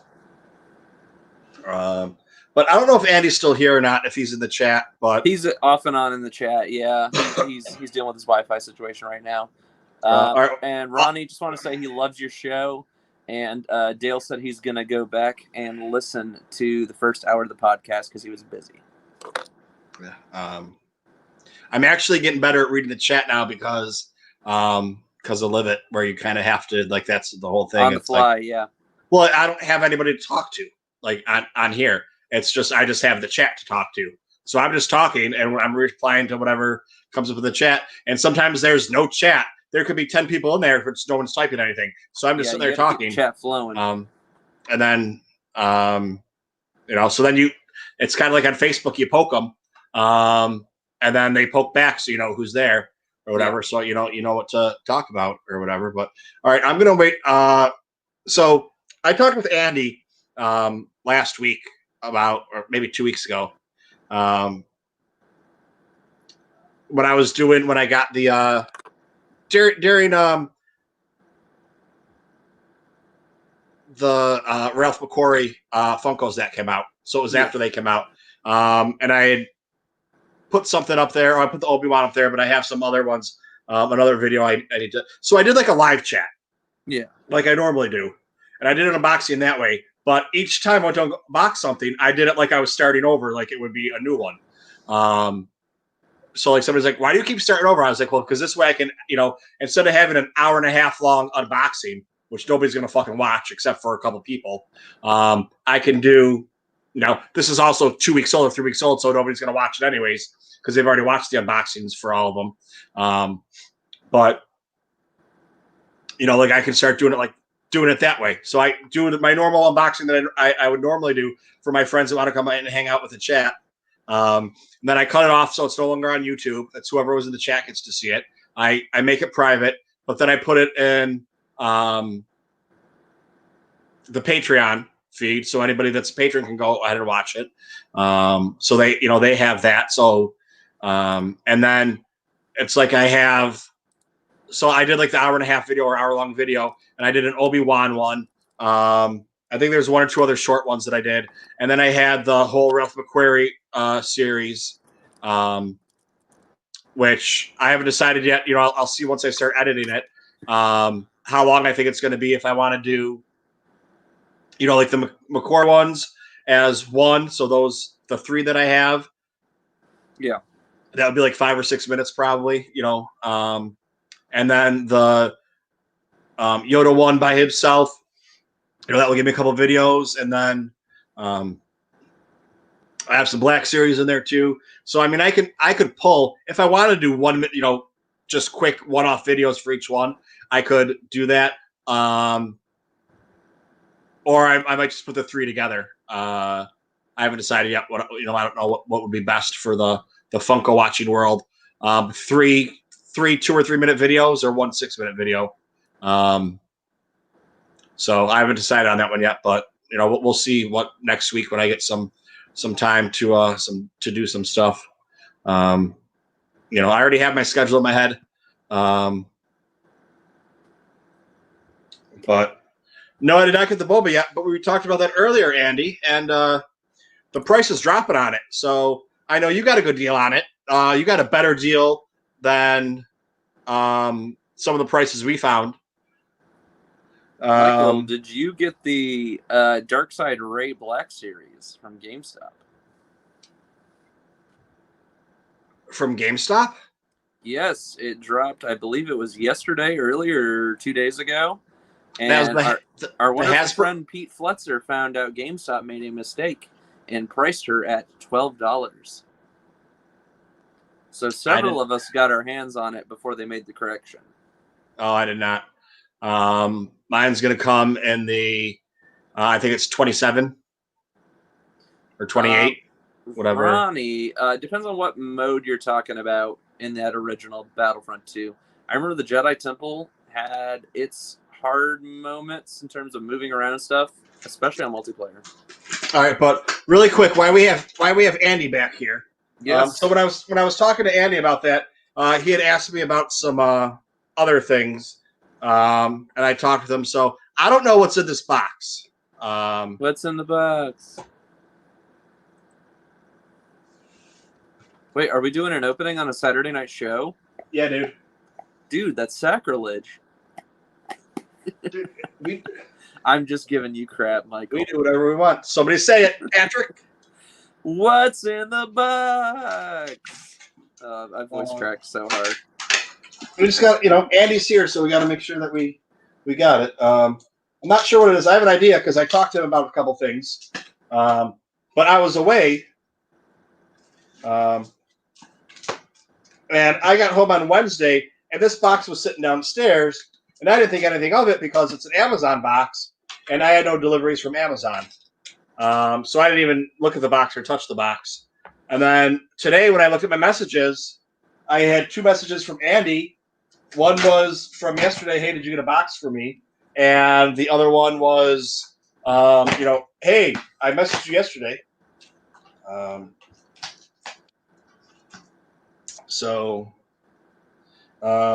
just, the box was sitting down there in the lobby, and I didn't think anything of it because I didn't order an Amazon box. So here's what we have for today.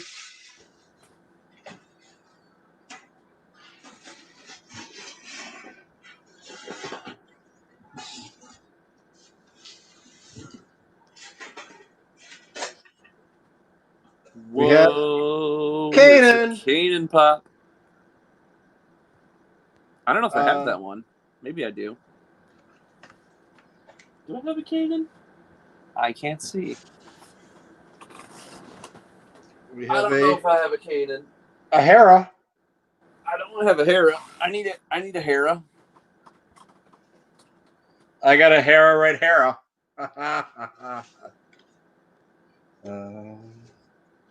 We have an Ezra. Ezra. I need an Ezra.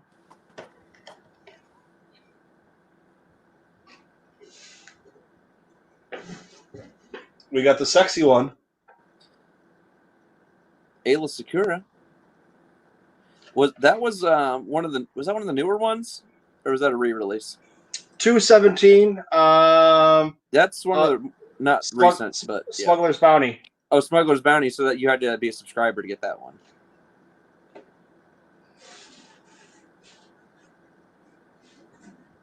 That one's probably your highest value one right there.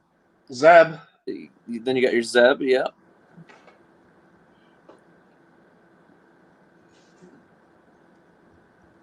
C-3PO. That's another Smuggler's Bounty. I like that one. That one's pretty cool.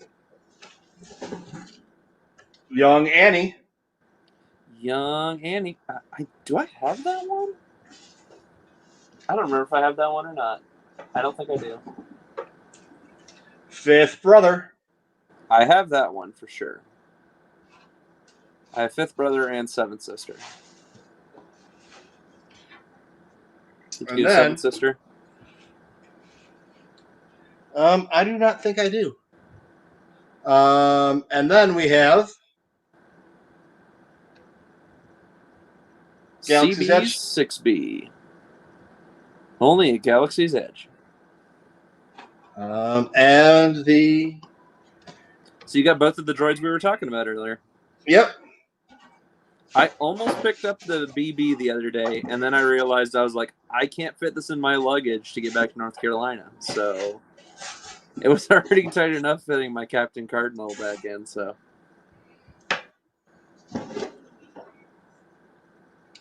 all right, Andy coming through. not a Because- naked Wookiee, Ronnie, a purple Wookiee.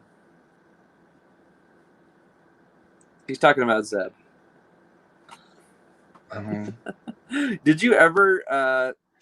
Do you remember the mission in the single player campaign at Maz's Castle in Battlefront 2? Where you're playing as bearded Han Solo? Negative. There's a mission in the Battlefront 2 campaign, if you ever get to it, and you walk around and you have to talk to these different patrons in her castle. And there's this conversation between these two characters where they're talking about a purple Wookiee. And they're talking about basically a Lasat. And so it was like one of those little cameos. It's like, maybe they're talking about Zeb.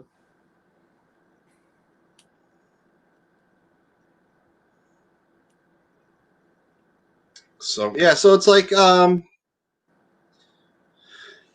went through and I went through all my Funkos on my non-collection, and I made sure they were all cataloged. And I need to catalog my stuff. I haven't done. I've written it all down, but I haven't manually inputted it in the computer. So. okay, well, there's the Funko app that I use. Oh no, I need my whole collection. Oh, okay. Yeah, the Funko app. It's easy. You just take a picture of it with your. You scan the barcode, and it takes you right to it. Take care, Andy. Have a good night, man.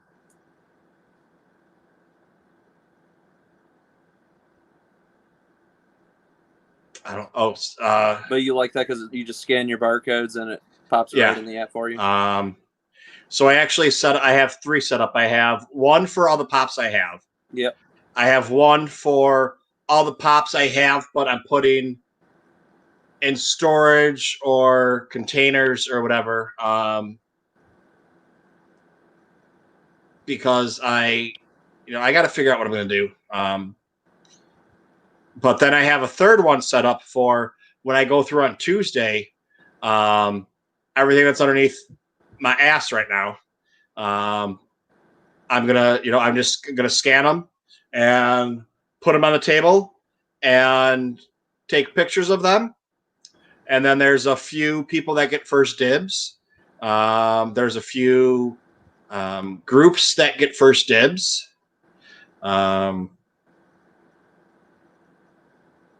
And like my first dibs, I mean, like I'm gonna put them up there, and they have like a day, if they want them, or whatever. And that's pretty much how it goes, and we're gonna see what happens. But I mean, I have, this is where it gets tricky. I have some, I think I still have. I gotta talk to Kylo first because I promised him a couple things. But like I have a Revan. I gotta talk to Kylo because I have a Revan that he said he wanted, but that was a month ago or 2 months ago. So I got to see if he still wants it or they make him as a pop vinyl. Yeah, I'm trying to remember if I remember that or not. I probably do, but I don't know. That came out a couple months ago, and that was when it instantly sold out online. You couldn't find it online. Oh, no doubt. He's one of the most popular Star Wars characters. It was a GameStop exclusive. You couldn't find it online. You actually had to go to a GameStop to get it. And then there was no limit on them. But it was when they started reopening. So a lot of them weren't open because of COVID or whatever. And I had all the ones that I had ordered or, whatever it is. Oh,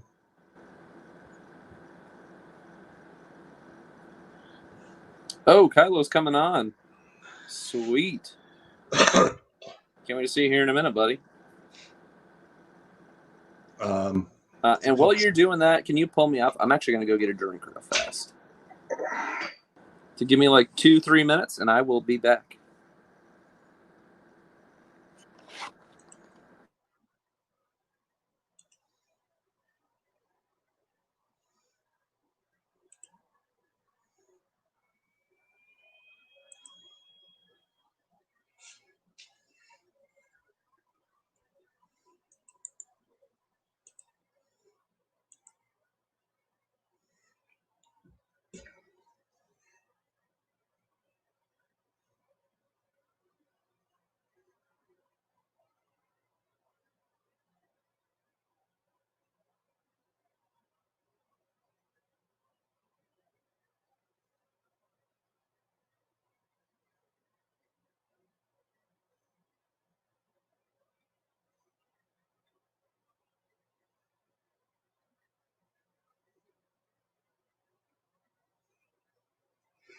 All right. So yeah, I mean, so that's what I'm going to do, and I don't have anything that's crazy expensive.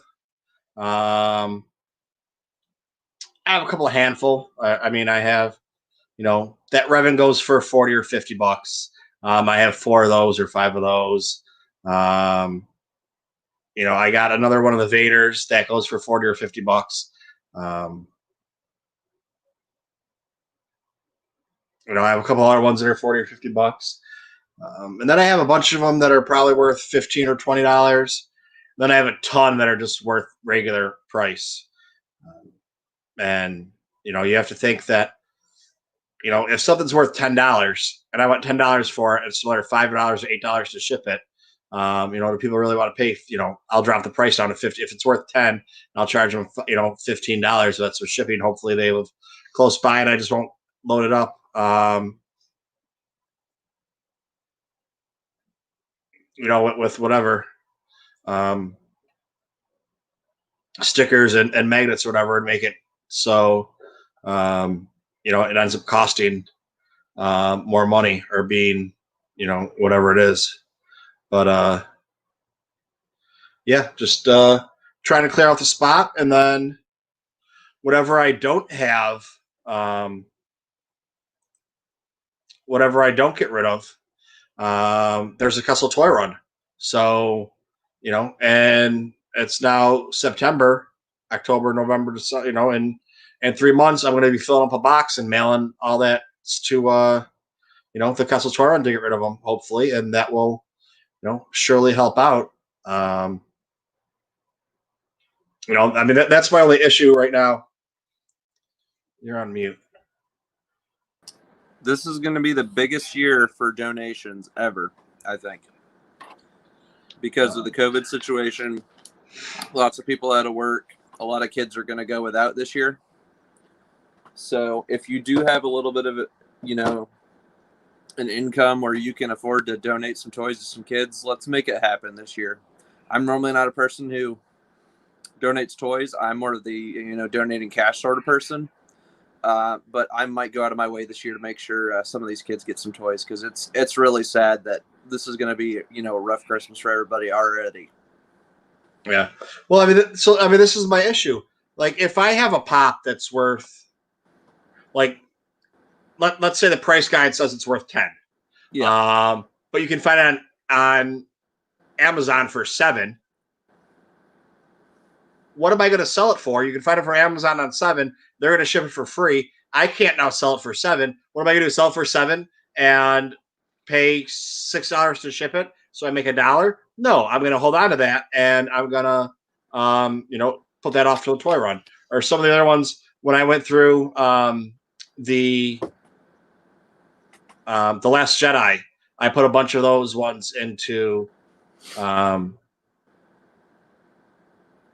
bins, and it was weird because I was putting them into bins, and it's like, but I like this character. Yeah.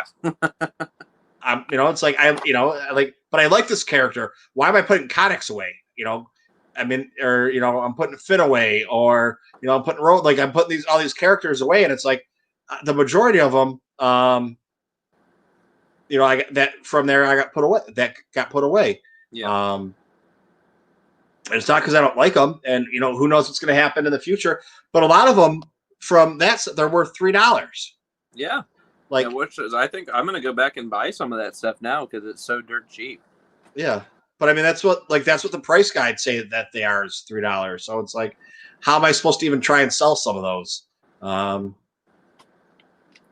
So hopefully I can sell about, I don't know, enough of them, or, get, find out what Kylo wants for his customs that he makes, and, get a good deal on him. I was going to ask you, is Kylo going to donate some of his customs to the toy drive this year? Has he discussed that? Nope, I have no idea. That might be a cool idea. I've never thought about that. I was like, maybe doing some custom figs for a giveaway, or some kids for charity or whatever might be a cool idea. I've always wanted to maybe get back into some sketch drawing stuff again, because I haven't done that in years. I would love to do some live art stuff again. Dale just saw a good meme. I saw that. Ray, you're relieved we're here. Jedi hand wave. It's a Rise of Skywalker joke.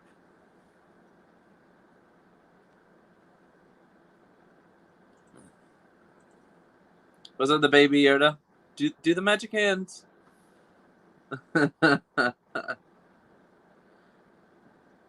Speaking of Mando, Michael, we're almost exactly 1 month away from Mando Season 2, Episode 1. Are you getting more hyped as we get closer? That's a tough one. I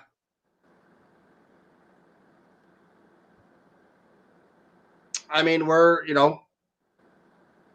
I'm excited for it, but it's just kind of the same. Like,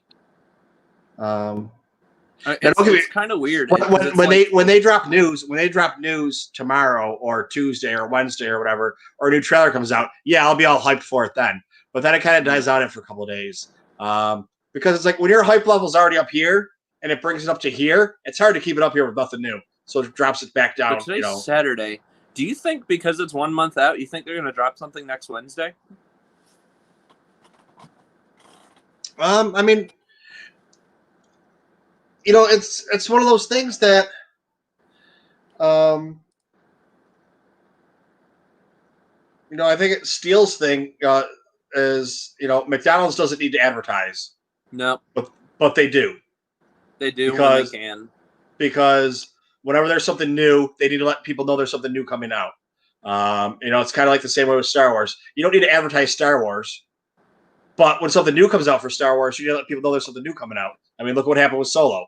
When you don't advertise. When you don't advertise, there's something new. So you don't need to advertise Star Wars. Everyone already knows what Star Wars is. And, that's already taken care of. But, when you don't let people know there's something new coming out, then, and they don't know there's something new until they go into the theater to see a different movie. The same as they go to McDonald's to buy something. They're like, oh, what's this? I never heard of that before.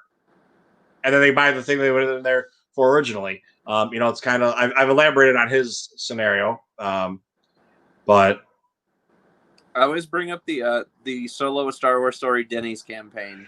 Like, all of us hardcore fans were like dying. We were like, yeah, Denny's, Solo, trading cards. We're gonna have so much fun. And then, like, you got all these, like, regular people who are like, what? There's a Solo movie coming out, let alone a Denny's food campaign? It's just nuts, man.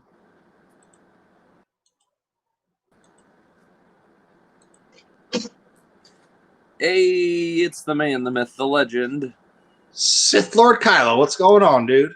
What up? Not too much. Just, we started talking about Funko Pops. All of a sudden, somebody's got to get on here and talk about them because he collects them. The master of the Funko. Yes. The supreme leader of Funko. We need to get you like a Kylo Ren figure, but like have his head off and it's just your head on top of Kylo's body. It's a supreme leader Funko. Hang on, he's about to be like this. You mean this one I'm working on right here? No, but that's actually a really cool idea. But the hard thing would be is to find another Kylo body that I would want to do it with. Then you got to put Michael's head on a Hux body, so he'll be General Condor. Maybe if it had the sound and effects one, if I can work that one out, if I can find another one of those, like put like some cool. Head to mine on it, and his sound effects would work. I'm still looking for my tripod. These damn kids are messing with my stuff all the damn time. I'm trying to think. I think I have an extra sound effects one, but I don't know if it's Vader or if it's Kylo. I'll know though on Tuesday. I'll put the link up to Live It because I'm going to stream it on Live It while I do it. And that way I'll get them all cataloged and pictured and whatever. Like I was telling, I don't know if you were on here when I was telling Patrick. I have probably about 10 or 15 that are worth 40 or $50. And then I have a bunch that are worth like just regular priced. Then I have a bunch that are worth nothing. So it's just trying to figure out,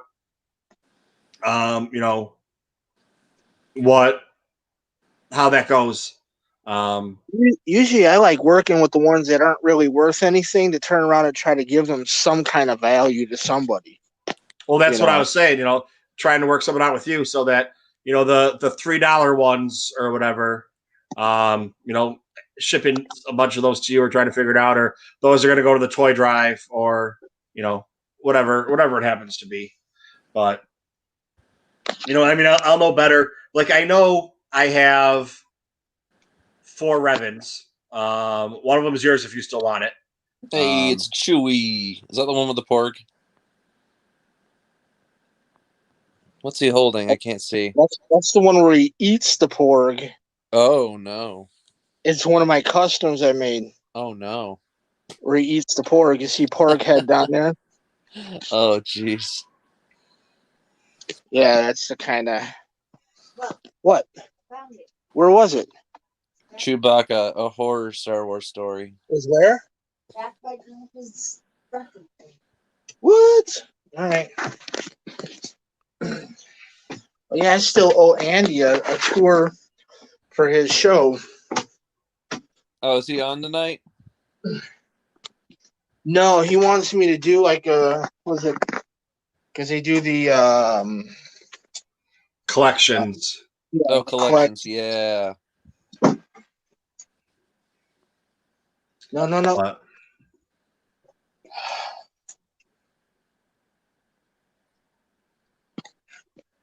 What? Get away, dog. All right, here. Let me get set up in my office here. If I can sit and talk with you boys.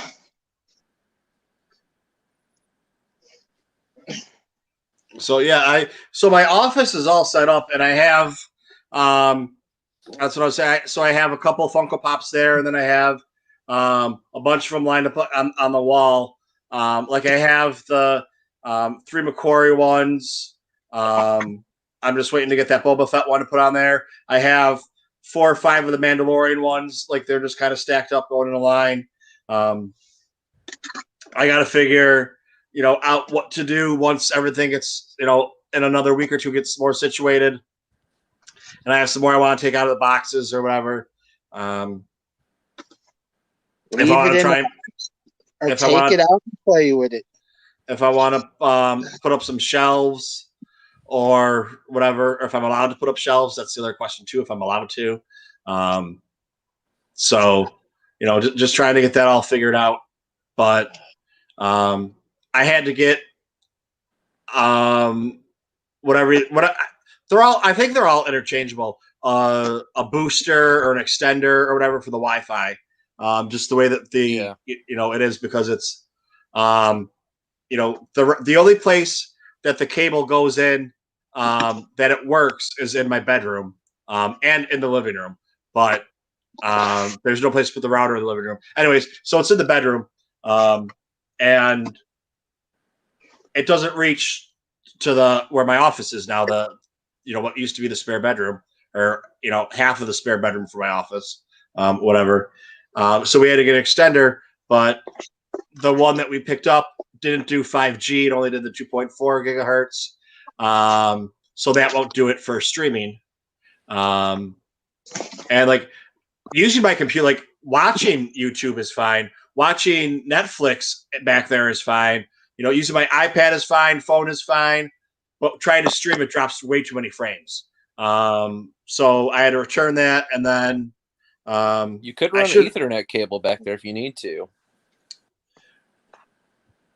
Yeah, but then there's a cable that just kind of runs. I don't have any rugs, so it would just be running, and we lost Kylo. If you can tape it to the edge of your hallway or whatever you got there. That way it's out of your way. You can run it through if you need to. But if you got a lot of doorways between, where it is and in there, then yeah, I would just stick with wireless. So the doorway coming from the bedroom, and then up, it would have to go up to the ceiling, then down a doorway, up again, and then in the corner all the way through the kitchen, and then to another doorway, and then back up, and then back down, and then back up, and then into, so yeah. And I was told no. I said, well, I can just run an Ethernet cable and just be straight out of there. Just like, no. It would just look, it just would not fit the room at all. Yeah, so it would just look like a giant cable running through your place. So what I ended up doing is I got it's a 5G one, and it's Gamer Magazine's #1 rated plug-in one. There you go, man. And somebody else's, one of their top ones, and somebody else. So I was gonna go with a cheaper one. I was like, you know what? No, I'm gonna go with this one. So like the cheaper one was $70. Yeah. And the more expensive, by the way, just so you know. You get you're watching YouTube chat. I'm watching the chat. Yeah, he said he's leaving for the night. He said he's the best damn effing pilot, and he says we all need to talk with him some more. So we'll make that happen. Ronnie, if you're on Twitter, feel free to DM me, man. Anytime you want, we can hit it up and chat. Even if I'm not here at the house, if I'm at work, you can still message me. Yeah, see, I don't even have a chat from him yet. Yeah, man. Like I always tell people, I'm like, if you want to like message me on Twitter, like when even if I'm not home, like go for it. It might take me a little bit longer to get back with you, but I will get back with you. Well, but then like the one that they suggest or whatever, like the one they've rated as the best one, it's like $120. Yeah. But I found through Amazon, they don't call it, it's not refurbished, it's like repackaged or whatever. And it has a 2-year. I know what you're talking about. And it has a 2-year warranty through it without the extended 4-year warranty. But I would have just went ahead and got the extended 4-year warranty for $20. So it only cost me $90, which is still a lot, but it's a lot cheaper than buying another modem. And we had the cable company out here, and they could run a new line, but they would have to go into the wall and do this and do that. My landlord was like, nope. Yeah. So. Well, hopefully you can have everything figured out here pretty soon the way you want it, as long as it runs okay. And hey, you may or may not be able to stream off of it in that room, but I mean, if you still want to record your podcast content or do your videos, I mean, you can still do a good majority of your stuff. Oh no, it's whatever I need to do to go back there, it's going to be. So I mean, like this one says that it can run. I mean, it can run up to whatever the bullshit is. It's good up to like 1,400 or 14,000 square feet. It has 4 antennas off of it, so it can do more. It can run up to like, I don't know, some obscene amount of devices off of it. Yeah. Like 34. It can run like 34 devices off of it. It can do regular 5G and or it can do 5G and 2.4, like regular. It's good for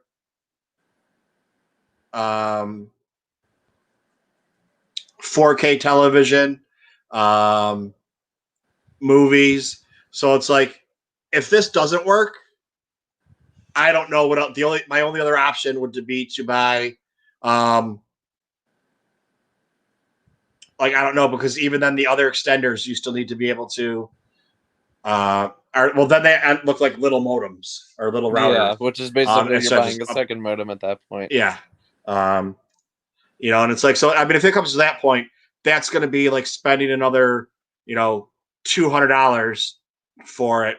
And then you get into like, well, you can buy all the other plugins that, you plug one in and whatever. It's just like, I mean, if it gets to that point, then I'm going to have to just drop a couple $100 on, I mean, the router that we have in there is like a $200 or $300 router. Yeah. And it still doesn't make it all the way back there, just because of the way that they bounce off. So if I had a regular house, it would be fine. But because it's basically like it's a New York City apartment, so it's long and narrow. Nothing you know about. So yeah, they're generally like really big in the front, and they like go narrow backwards or narrow further back. no, it's just like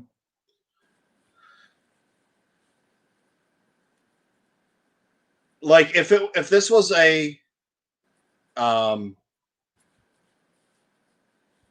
like a normal apartment, it wouldn't be stretched out. It'd be more square. It would be a square. This is just long. I mean, it's actually an L. My bedroom, there's a dresser, a bookcase, a dresser, a bookcase, a wardrobe, a king-size bed, a coffee table, a couch, a desk, a bookcase, a closet. So I mean, it's fucking my bedroom's huge. And then my living room, and I mean you've seen, like, I'm on the couch now. Yeah, you showed me. You know, the living room. It's a living room / we put a kitchen table in there for whatever. But I mean, we could put another chair in there and just have like a sit up or a bar table or whatever in the kitchen. Yeah. And then the kitchen, and then the bathroom. Well, the bathroom is off to the side, and then the back room. But I mean, it's probably, I mean, from the front, like 20, I'd say at least 60 feet, if not 80, from the front to the back. Just the way that, just the way that it's set up. So, and if it was open, that would be one thing, but everything bounces back and forth. So it's like if you were trying to, you'd get better coverage if you put a modem in a park than you would if you do it in an alley. No doubt. Because you think, oh, an alley, that would be great, but it just keeps bouncing back and forth. Yeah. I mean, so that's the issue that I have with that. I never got a message from Ronnie that he was going. I saw it on the YouTube feed. He said he was leaving. I never. Yep. And Kylo said he had to restart his phone, so he'll be back in a minute. No, yeah, I got that. But I mean, Kylo said he's looking for his tripod, and then I just got Dale, and then Kylo. I got a Dale, Ronnie, then Kylo. Yeah, see, I never got that one. But so there's a good reason to have two eyes on the chat. But yeah, he claims he's going to be the best pilot in squadrons. So look out, Michael. Ronnie's going to take us all down. All right.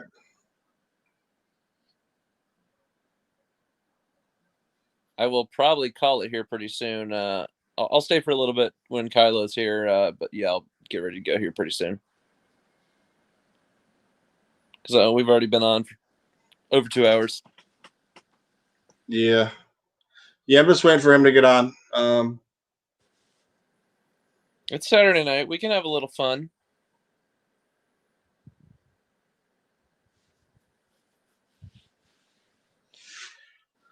So yeah, I mean, I have everything done I need to get done. Well, so that was the thing. So I had to go return the booster extender, whatever the hell they're called. Yeah. Because then I was like, okay, what do I need? Do I need a booster or extender? And everything's like, oh, they're all the same thing. They're interchangeable with each other because they, no one really knows what they are anymore because everyone calls them something different. Even like manufacturers. Because I guess they're technically, like I read, there technically is a difference. Yeah, there's small differences between the two, but like, yeah, it does the same thing, kind of. An extender is just supposed to give you more coverage. A booster is supposed to boost your signal out. Supposed to boost the signal. And then there's another one too. I forget what the hell did they call that one. Oh, nodes. I have no idea. There's one I remember looking up. It's like ISP node or something. You can it basically runs like a not like a booster, but like an extender, where you can set up multiple nodes in your house or your place of work or whatever, so that way it spreads the signal out. But like basically all the nodes, or like your computer network talks to the nodes, and then the nodes can communicate with your router, which talks to your modem. It's really confusing. Which for just trying to get, back there to watch TV, or using, your phone or your iPad or whatever on Wi-Fi is fine, but it's being able to stream. Yeah, which is why they recommend for streaming you always hardline in as much as you can. Just because you get the best connection with Ethernet instead of trying to talk through your router to your modem. Yeah. But sometimes you just don't have that luxury. You just got to make do. There he is. He's back. How's the phone? Camera settings went crazy and everything on me. Well, at least you look comfortable. Yeah. So what's your latest project you're working on?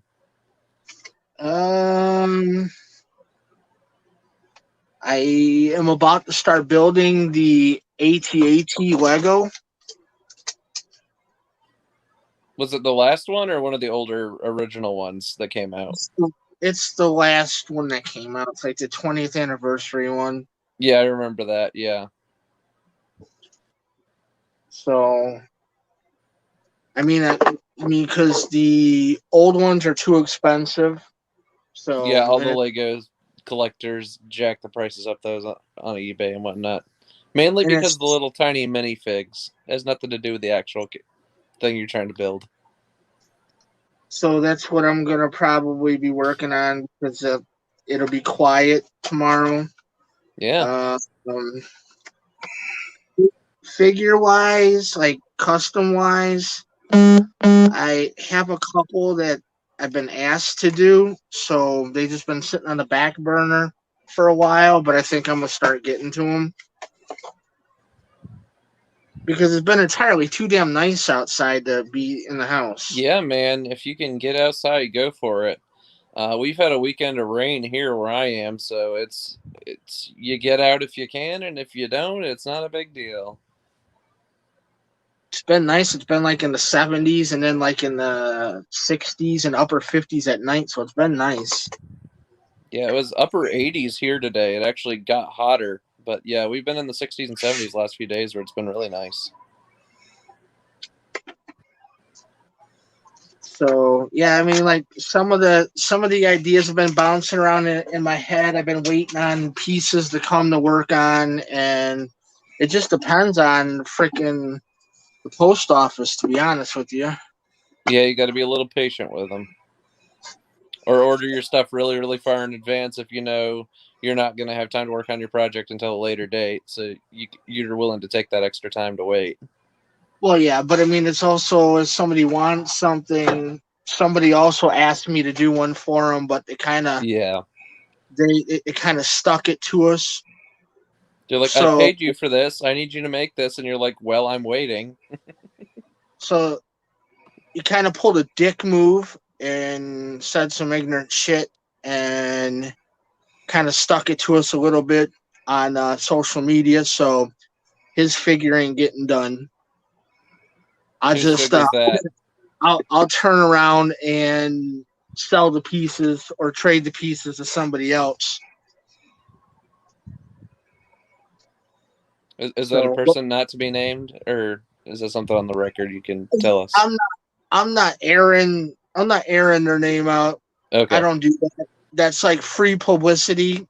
I don't do that. It's true, yeah, man. Because people on YouTube or in this little community thing, once I got something to say, something about somebody, and it comes out, then they know that they truly pissed me off, because I bite my tongue all the time, and this little bastard has pissed me off. So I ain't doing this shit. I got the parts, so I'm just going to turn around and trade them or sell them. And I mean, you gotta ask Mike. I is about as fair as I can try to be with people. But man, don't say the wrong stuff, and don't stick it, and don't belittle my, friends or my group of friends or whatever and whatnot. Don't do it. I love everybody. I give everybody a fair shot. I kind of agree with Kyle. Like when you put stuff out there on social media, it's no longer looking for justice; it's looking for revenge. The majority of the time, So it's like, I mean, with cancel culture, and someone said, "Hey, can you build something for me?" And then turns around and screws him over. What good does it do to sit around and be like, this person's a piece of shit for doing it? Exactly. Everybody already knows that. And then, if they, I don't know, it's just it is what it is. But it's just he's part of this little group that do nothing but talk the tallest shit. And then one of them turned around and told my daughter when I landed in the hospital in June, the fucking bitch turned around and said it couldn't have happened to a better person. Nothing like, oh, I'm so sorry about your dad. Hopefully your dad feels better. No, it couldn't have happened to a better person. You know what? That pissed me off. And it's this little group. And I'm like, all right, all you get the hell out of my group. Don't come back. Yeah. Don't contact me. You can unsubscribe me on YouTube because I don't want your ass there watching my videos. I put out positive content. I come on here. I joke around with Michael. I joke around with Anthony. I joke around with Andy. I joke around with, I haven't been in with Jay. I think I've been in one day. I like to have a good time, and yeah, I do have a battle droid talking behind me too. I just love having a good time. The septic tank was something that came out of my brain that Michael agreed to do because I still don't go on a spring yard by on my own. So it's kind of like me and Michael's baby. I finally get to come back and do it. Yeah, I feel like complete shit after yesterday, but you know what? How I look at it is this is part of my idea. I want to be on it. I miss being on videos. I miss talking to you, Michael. I miss looking at the people in the chat, which I don't know if there's anybody in there. we got people watching. So I mean, like Dale's probably in there. Why would anyone say something like when they're in the middle of something? Anyways, people talk. Dale, people are stupid. And these people that have said the ignorant stuff about me being sick are assholes. And they're stupid.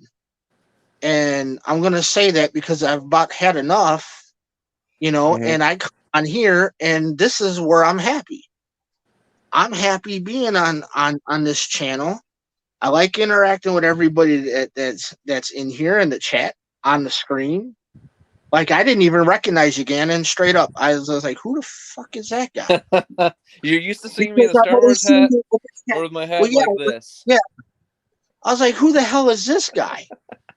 Because we're on our way out and to play Pokemon. And I didn't have a beard. I didn't used to have a beard when you saw me, so.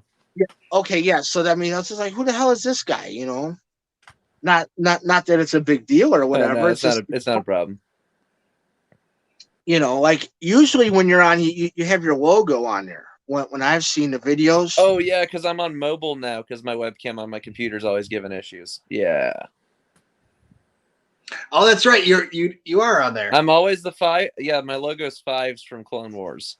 Yeah, I was gonna say yeah. So you guys are only used to hearing my voice, so that's why you probably are like, wait, what? But well, I didn't think of it that way. Yeah, Michael told me I should try it on my phone, and I'm like, let's try it. And I've had no problems ever since if I come on here and just use my phone. So I like doing it this way where it doesn't keep cutting my camera out. Yeah, because I was using a laptop when we first started all that, or at least when I first got on all this with him, and and then I was like, man, this kind of sucks because I got tired of carrying the laptop because I'd either be sitting in here or I would be sitting down in my Star Wars haven down there, which we call the treasure room, because it's like a freaking national monument of Star Wars stuff. It was appraised at over $100,000 worth of value. Dear Lord. And it's still building because they keep adding stuff to it. Please tell me you have it insured. Yes. Oh, yeah. I'd insure that before I insured myself. Because there's more value in that. Oh, yeah, man. Way more. But yeah, I mean, it's kind of cool. I heard you ask if I was going to donate any custom figures for the toy drive. I'm thinking about it. I was thinking about that because I was like, because normally I was telling Michael, I said, I normally don't ever do the Kessel toy drive. Generally, when it comes to Christmas stuff, I'd rather donate money directly towards like a fund or something, where I know that somebody else can put that towards, supplies or whatever it might be. But this year I was like, you know what? Maybe I will donate some of my stuff for Kessel Toy Run this year, since I know it's going to be a really hard Christmas for a lot of people. Well, I mean, that's why the Kessel Toy Run is good, because it's Brandon, the guy that runs it. He's a nurse, and he deals with pediatric ER, and then the toys go to kids that are long-term hospitalizations, and like, for example, like cancer patients or things like that, where they might be in the hospital for months on end, and it's not just them, it's their entire family. So the brothers and sisters get Star Wars presents too, and so everything is donated to Star Wars. But it's not just here, and I'm not taking away from the kid because he's sick, but it affects the whole family. And if you have a family with a mom and a dad and 2 or 3 kids, and one of the kids is in the hospital for months on end, one of the parents, whether they switch on and off or whatever, is then with them, so then it becomes a one parent home, basically, because the other parent's at the hospital all the time, or the kids are up there. Or if it's a single parent home or whatever, and there's multiple kids, the kids are with family members or friends that whole time, so those kids, even though those brothers and sisters, even though they're not, directly affected with the illness, they're directly affected because, one of their brothers and sisters, are sick. They're still affected. It takes a big time toll.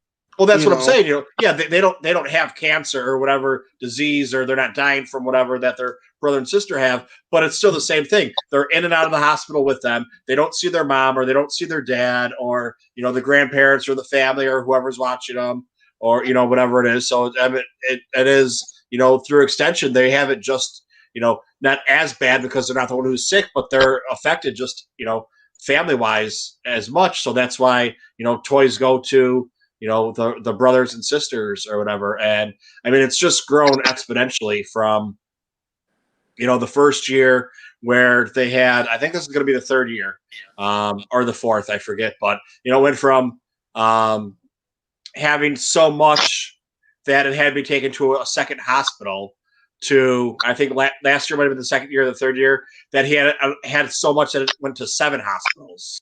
Just because it's out there and it's growing, and a podcast here and a podcast there, or YouTube channel here and there, they grow a couple people or a couple donations, and now he actually set it up where there's a Amazon account, so he has like an Amazon wish list for it, and that way, he like there'll be pillows on there and comic books and stuffed animals and figures, and that way he can cut it off. If he ends up with 50 comic books, he can be like, okay, that's enough comic books, we need this or that. Which, I mean, comic books, I don't think you would ever have too many of, but if he ends up with 100 Ray figures or whatever, he can be like, okay, no more Ray figures. I'm just making up these numbers because I have no idea what kind of thing he does cutoff for. But you know what I mean? So he can kind of say like, okay, you don't need to do anything. You don't have to pay postage. You don't have to do whatever. Just go ahead and order off Amazon. Send it to me, and we take care of it. And now they're the first year I don't believe that they were. Now it's an actual. They have a tax ID or whatever it is, so you can get your information. So it's all legit now. Where the first year it was just kind of like, send me stuff and I'll deliver it. Now it's done like a fundraiser or nonprofit organization or whatever it is. So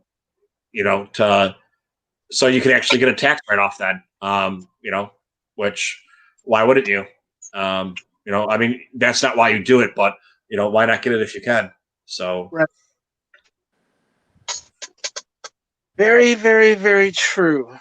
Anything you can get a tax write-off on right now would be a big thing to do. Especially going into 2021. I mean, I've always just done the standard deduction. But this year I'm seriously thinking about trying to figure out what I can and can't do for write-offs and things like that. And I mean, you guys might know a little bit better than me because I've never dealt with it before, but if I buy a Funko Pop and I do a video on it, can that come as a loss or an expenditure for me? Just like that, or what if there was celebration this year and I'm making YouTube videos and YouTube's giving me checks, even though my checks are only a couple dollars a month, which I actually haven't received a check yet because I haven't hit that threshold high enough. I think you got to make $100 before they send you a check. And with me making $10 or $15, I need to go a whole year before I get that check. Is that something that, because then I get that check for $100. Well, that's taxable income that I then have to pay, federal tax on, New York State tax on, Social Security, all that shit needs to go in there. I mean, if you do it legally and not just take it as whatever. But, if I get enough of those little checks adding up, is it beneficial then for me to, itemize instead of just taking the standard deduction? I don't know. I need to talk to an accountant about that. Then what is like all the books I buy? The books I buy, are those, can those count as expenditures?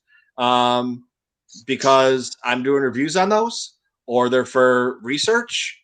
I mean, these are all, like valid, questions that I don't have the answer for. And I think it would, there's too much up for grabs for me to look up and try and get that figured out online for. So I'd actually have to talk to a professional, and I, not probably have to pay. I know somebody I can talk to in New York City, that could say, you're better off doing it this way or that way, or, just whatever it is. Or, I'm kind of screwed for this year, but next year try and do a LLC and keep everything separate and put everything onto there. And then, it really sucks because I spent a lot of money on toys and bullshit this year.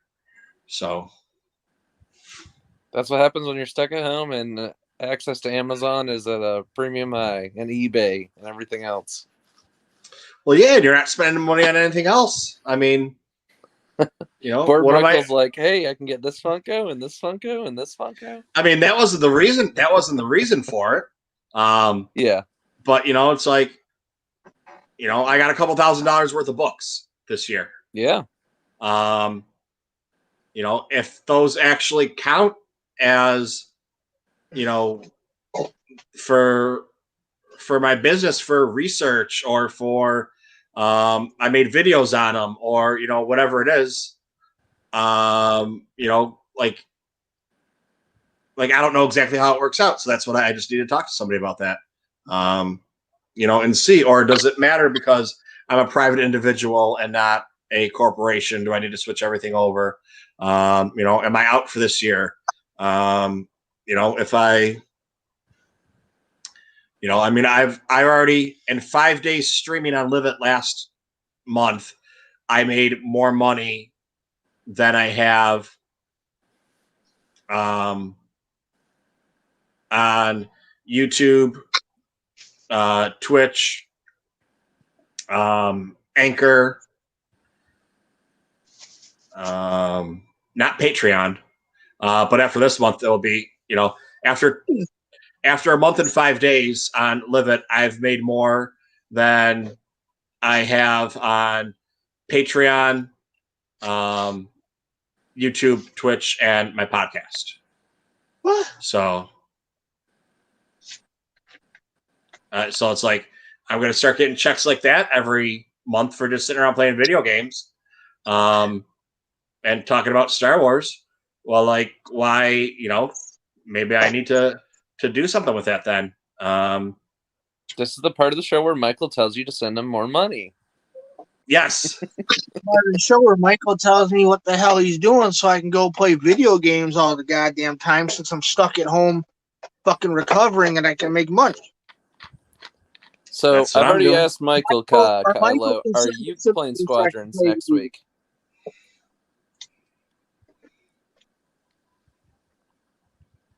Oh, by the way, new stickers came in, Mike. I got two sets of hollow. What are they? How do you say it? Holographic? How? I don't know what the actual term for them is. Did you get them from? Sticker Mule. Yeah. Yeah, they had like was it 50 for 20? Yeah, that's where I stopped. Getting your logo on stickers. Dude, that's cool. I love that. It's almost like, what do they call that? It's almost got like a plasticky metal look to it. Yeah, it's Pretty dope. It's hard to believe that sticker. It's so reflective. Yeah, that's got a really nice sheen on it. I like that. It's way better than any sort of foil. I got that one, and then I got the other logo for the Collectors Club done the same way, and that looks badass. That's cool. But I haven't opened. They're sitting out. I don't have them. I might have them open. I'll go run and grab one real quick. Now, are you going to be selling those individually? I might, but I'm going to send them off to people. I'm going to send. I set up the mail, Michael. His Yoju. I think, yeah, that's how you called it, Yoju. And I'll throw a couple of them in there. Probably will, because they are pretty cool. I'm gonna send some to like some of the like the members in the group, and then after that, maybe like, I don't know, $1.50, maybe $2 a piece. I don't know. Well, shoot, hit me up if you have extra. I'll definitely buy one off you. So let me. I'll go grab the other one real quick. Hold on. Well, that's like me when I was doing Sticker Mule. Every week they have a different special, and that's cool. Sometimes they're way better than others. It could be 20 holographic stickers for $9.99, and then 4 months or 2 months later, it's like you get 50 of them for $19.99 or whatever. Yeah. Or it could just be regular stickers, or whatever. So I that's what I loaded up on stickers, and I wasn't sure what I wanted to do. So I got like, the I can show you on here,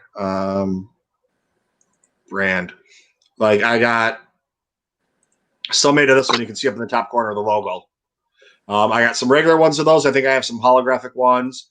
I got some Holocron House ones. I don't think I have any Septic Tank. I need to get some of those off you. I was just going to ask you, because I don't think you made a Septic Tank one. I was just like, oh shit, where's the Septic Tank sticker? But I didn't see. But I do have things that did come. So when we have a chance, I would show off what I got. But here's.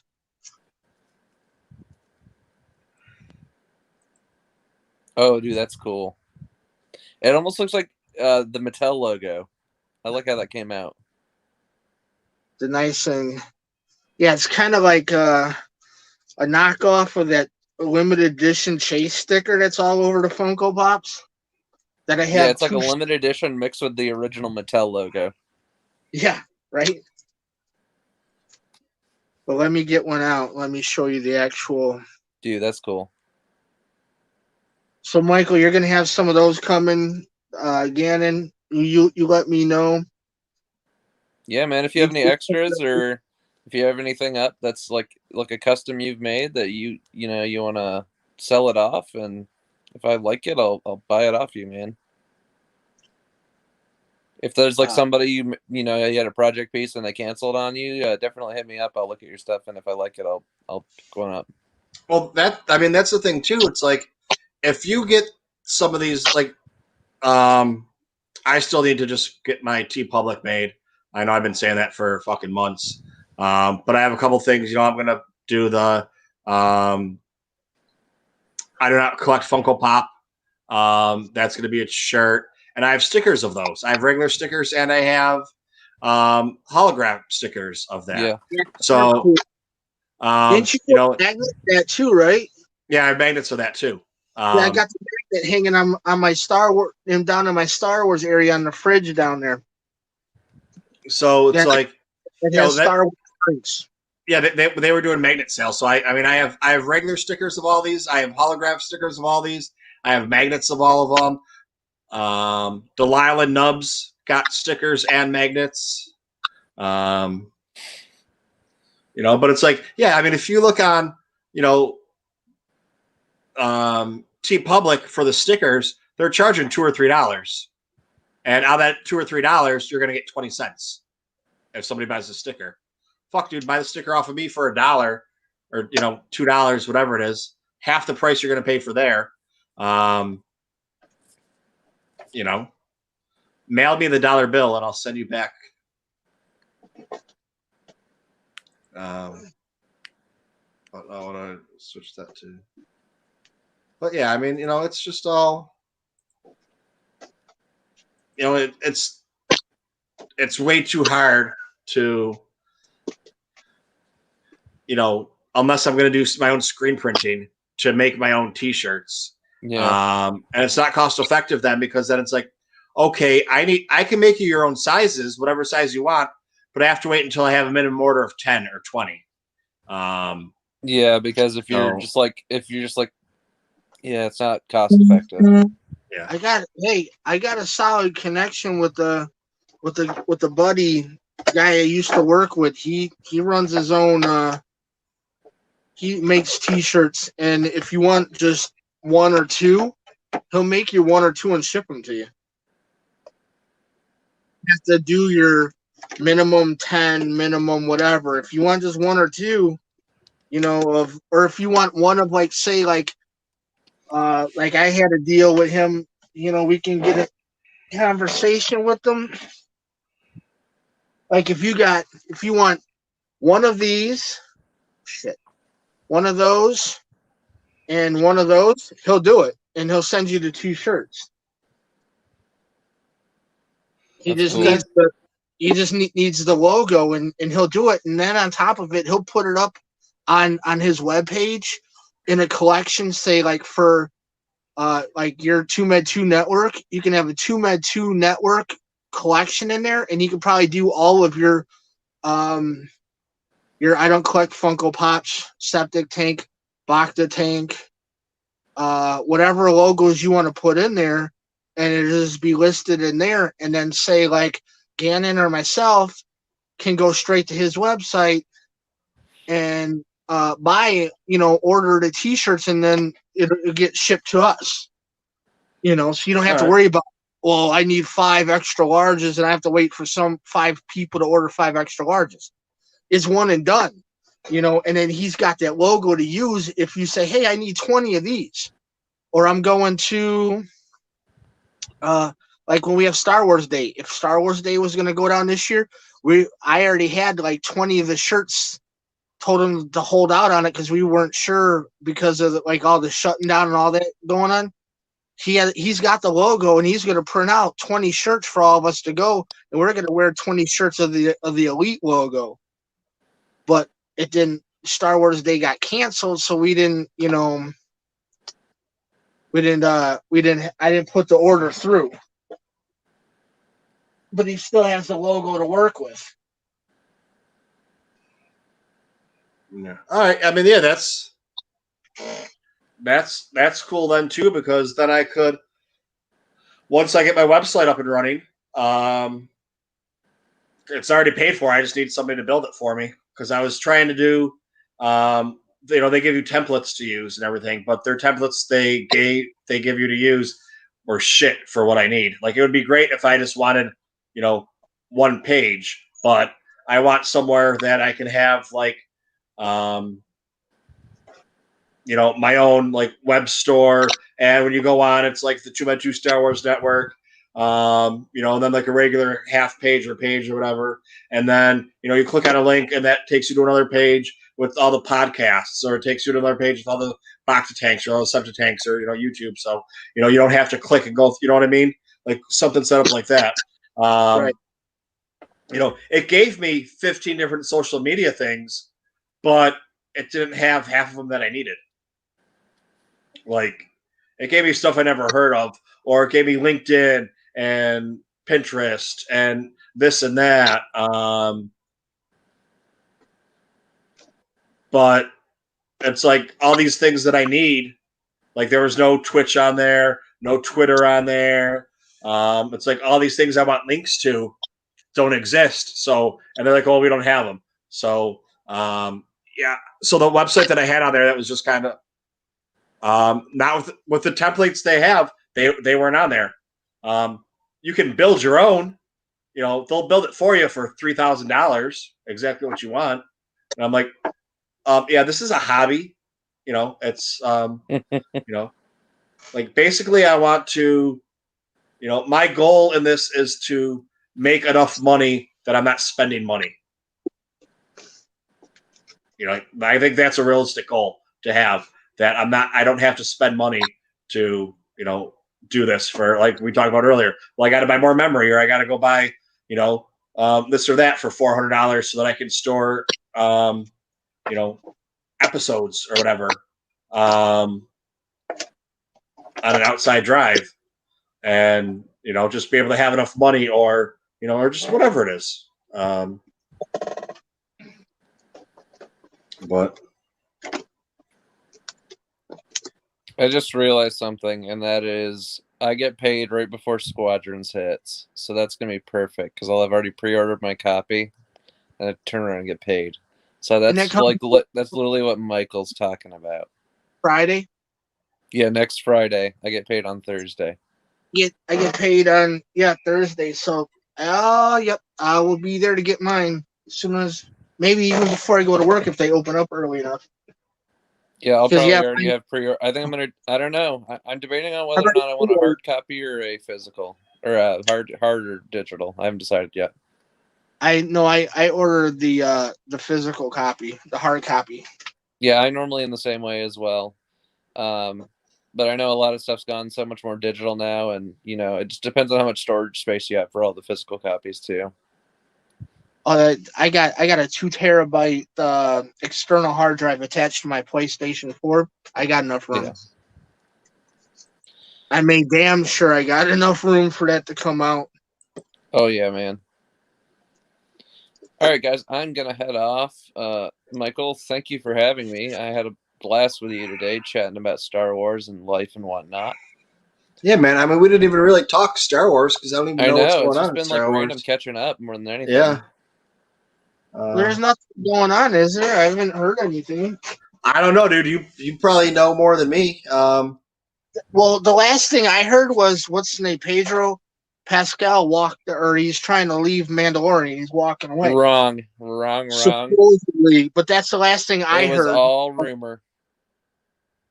But just before you go, I do have my own Funko Pop. Dude, that's cool. There you go. Pop Doc Kylo. Now you need to make him Supreme Leader. Yeah, I got to get one of those. I got to work on one of those. All right, Which I guys, will. you have a great rest of your night. I am headed to bed. All right, dude. Yeah, I got to. I have everything done. I got one of the ergonomic chairs or whatever instead of a gaming chair because I need one. everybody I know that like Comfortable, dude. huh? I'm sitting in one. Well, I don't know. He Here, I'll sucked show you. into his, yeah. Oh yeah, dude. Perfect. Except for I didn't get the one with the speakers in the headset, but I don't need that because I just wear a regular headset. Well, I got like one of the with like the mesh backs with like the support, all the shit coming around or whatever, and like the separate headrest and everything. It's like somebody told me like he's a gamer and he does art too. He's like, "Oh, check out this one," and it was like $1,500 for the chair, and I was like, "Jesus Christ!" But it has a lifetime warranty. He bought one 20 years ago and just had it replaced. So I look at it the same way. Like, if you're going to be on it a lot or all the time, then yes, I think it's probably worth it. There's a reason that something costs like that. You don't have to replace it, and when you do, it's a lifetime warranty. So, if you buy a $200 or $300 chair and you got to replace it every 4 or 5 years, it costs you a lot more money. Just kind of like if you have to go buy a new mattress, if you have the money to buy a $2,000 or $3,000 mattress, chances are it's gonna be economically way better for you than going to buy a $200, $300 mattress that you have to replace every couple of years, and you're gonna sleep better. And you think about it, if your mattress lasts you 10 years and it costs $2,000, that's 50 cents a day that you're sleeping on it.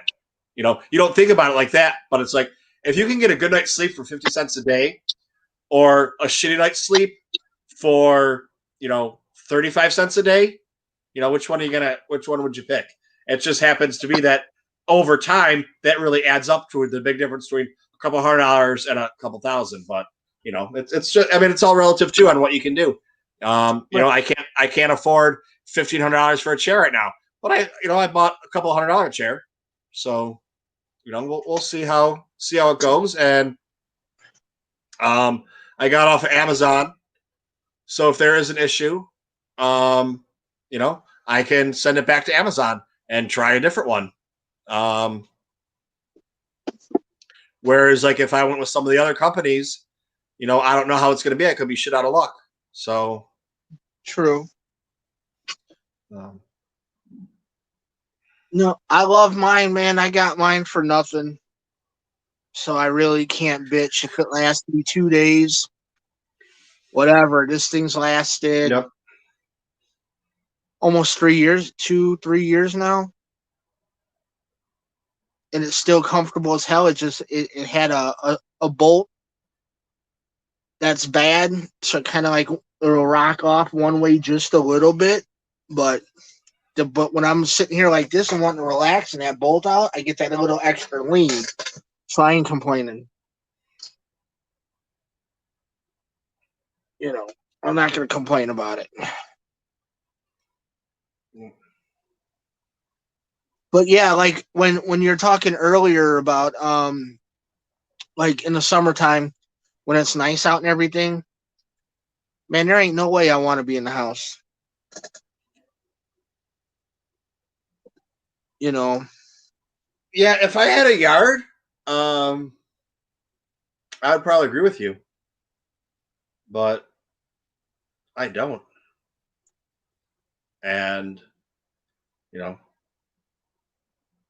yeah, I've only had a yard for, let's see, I bought this house 4 years ago, so I've had a yard for the summer for like 3 years. So I've like taken full advantage of it. But getting around now, it's getting towards October. After Halloween, man, I'm back to just straight inside, pretty much doing videos and playing video games again. Oh yeah, I hear you. It's the the same thing here, and that's where like I was talking with Patrick, and I had when I got my computer back, I had these plans. I'm going to do this and this and this to everything get caught up, and you know, um, now that I'm going to actually have an office and I can go sit in there, so I'm not like in the living room and oh, can you do this? Can you do that? I'm going to be kind of separate in a way. And she's New York Sudden restaurants open back up at 25% for inside seating. So that's where she's been for the last, on and off the last couple of weeks. And then kind of just straight through. So I'm going to be, I'm going to be by myself. So it's like today my plan was to put, to order the extender that hopefully works and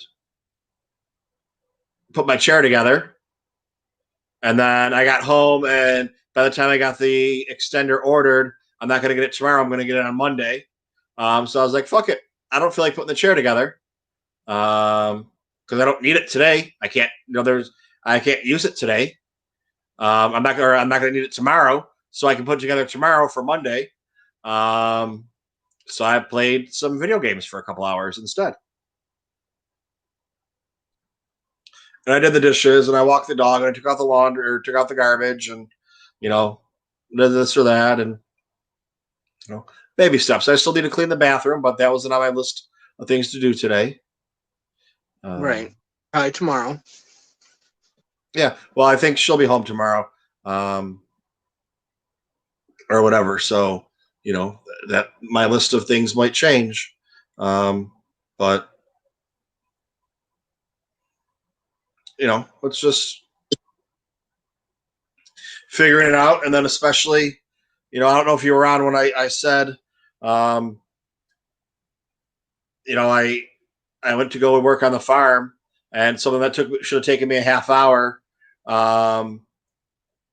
took me 3 hours, and I still didn't finish it. And when I got back, when I got back, it got finished for me. And then I had to move a love seat up a flight of stairs, and I literally went every step moving it. Every step I stopped and I put it down. And, still by the time we got to the top of the stairs, I was fucking dying. And I was, it's the worst I've ever been. I was using my inhaler. I was like hyperventilating. It was so bad. And it was like, oh, I didn't know you were really that sick. Well, I've been telling you, like, if I walk up a flight of stairs, I have to use an inhaler. Like, what do you think happens when I have to move a couch up that? Like, if I would have known it would have been that bad, I would have told him too. No, I can't do it. Right. But I didn't know it was going to be that bad. So,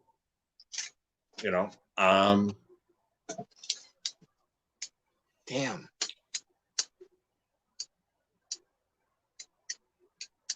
Did they ever find out what's actually going on?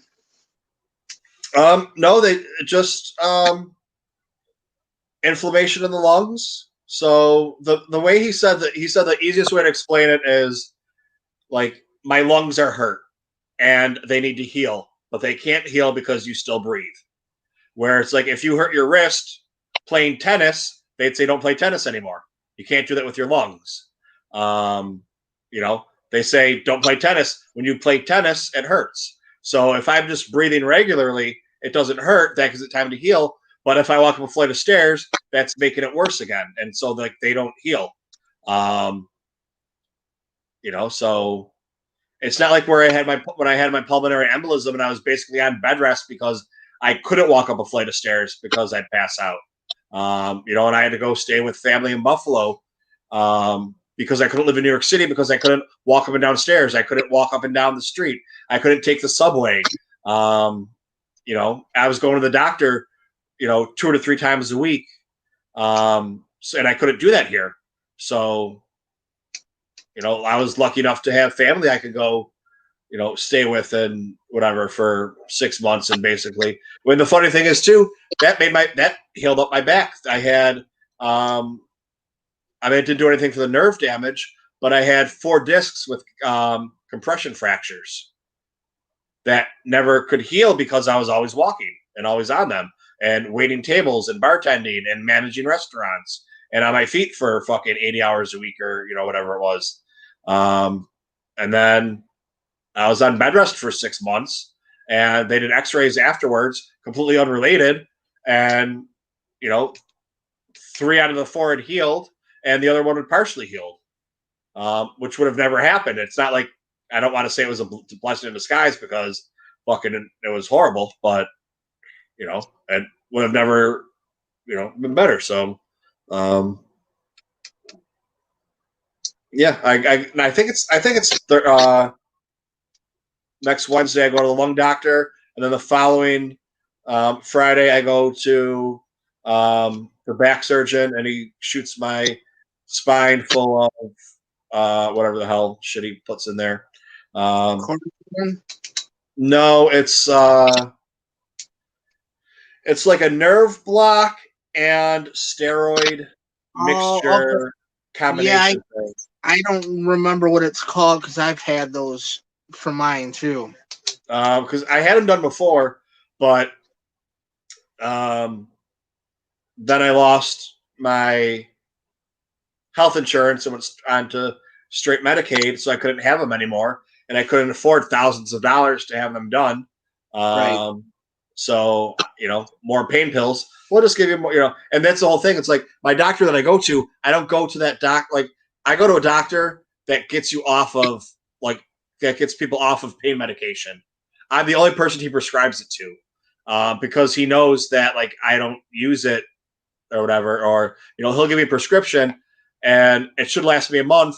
And sometimes it lasts me 2 months or 3 months because you don't abuse it or sell it. That's why. Yeah.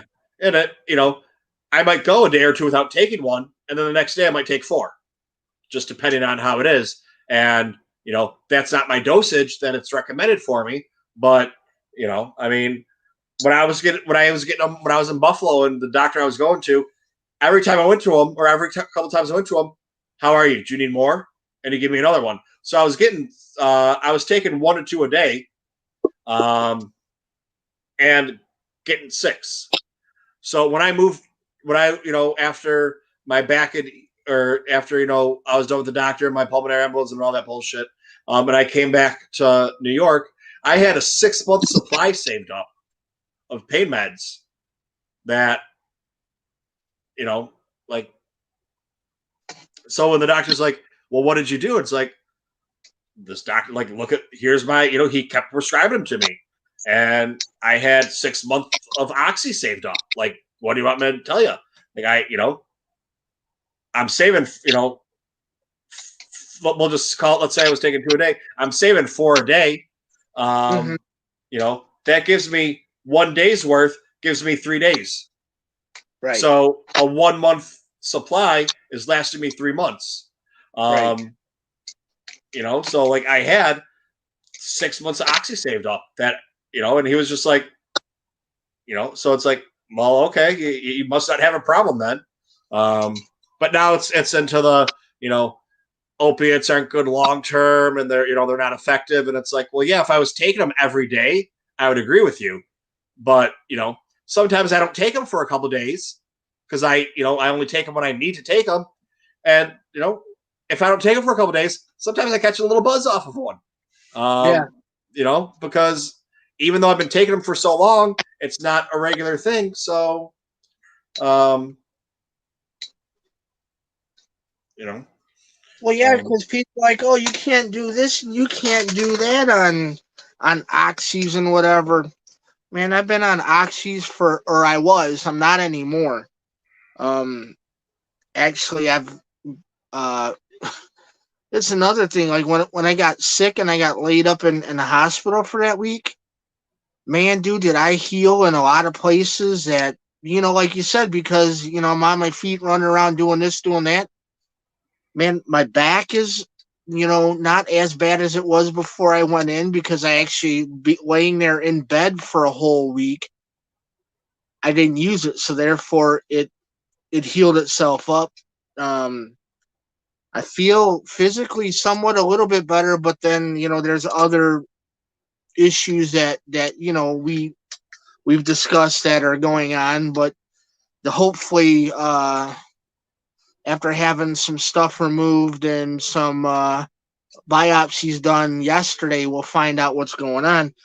But yeah, I was on oxys and all kinds of shit for like 10 years for my back, even after I had surgery in early 2015. Constantly, the doctor's giving me a month's supply, like you, for, Vicodins and oxys and all that. Didn't take them all the time, and now I still have a few left. And when I have a rough day, I go pop one, and yeah, I feel a buzz. No doubt. I feel like, oh shit. I used to be on these things every day, and it says, you can't do this and you can't do that if you're on this medication. Man, I was driving trucks. I was driving forklifts, and I still drive I'm driving a delivery truck now. I could drive better on the frickin' oxys and Vicodins and whatever the hell you got than most of the people on the road anyways, because it doesn't affect me. I've taken drug tests for companies, and they're like, oh, well, you pop dirty because you have Vicodin in your system. Here's your prescription. It's been ongoing. This is the way I pissed when you hired me. Oh, yeah, I know, dude. But it's just like, I just don't see, like, how the hell do people get so doped up on it to where they get addicted to it? I just don't understand. That's another thing about them. How? I pop just to get through my day, to not to kill the pain, just knock the edge off. And if I see somebody else takes two of them, they're high off their ass and they can't do a damn thing. And I'm out driving around like normal. There's no problems to it. I mean, everybody's different, so I don't know why people get addicted to things they don't. Why? There's a reason I don't drink anymore. Because I can't drink, and the problem was I could drink, and I could drink it too well. That's what the problem was. Yeah, me too. And the doctor says no more. So actually, I finally listened, because really I don't have a choice. I do have a choice, but I'm not going to drink, because I don't know. I have never drank with you, so I'm not going to say I can put you under the table, because I don't know. But I'm a bet you damn well most of the people I know have been underneath that table before I was. I've always been the last man standing, because somehow I be able to handle it. I posted a video. Somebody who talks shit to me, was it yesterday? I think I posted. Somebody sat there one night, told me that they can outdrink me. And this is even after I slowed down drinking for a while. Don't. Because even now, I'll do the best I can to put your ass under the table right now. That's one thing I knew is I can drink. I come from a family that can drink. My bloodlines are all drinking. So, and it's fun. Or it was. Patrick. I had a lot of fun drinking, man. I had one beer tonight. That's it. Lightweight. Yeah. That's not even an appetizer. Like, was that your shower beer? Or something? Ooh, I remember that. My favorite thing about the condo that I had for a while, it had a little ledge above the nozzle, and I always had beer up there. Everybody going there like, what the hell are you doing with the beer cans up there, or beer bottles? That's the fucking shower beer before I go out. Shower beer, dude. That's like your pre-party. Your pregame and your pregame. The best thing is drinking a couple beers in a hot tub. Yes, sir. But there's probably a lot of younglings that'll probably be watching this. They probably wouldn't understand what the what a hot tub and a couple of beers can do.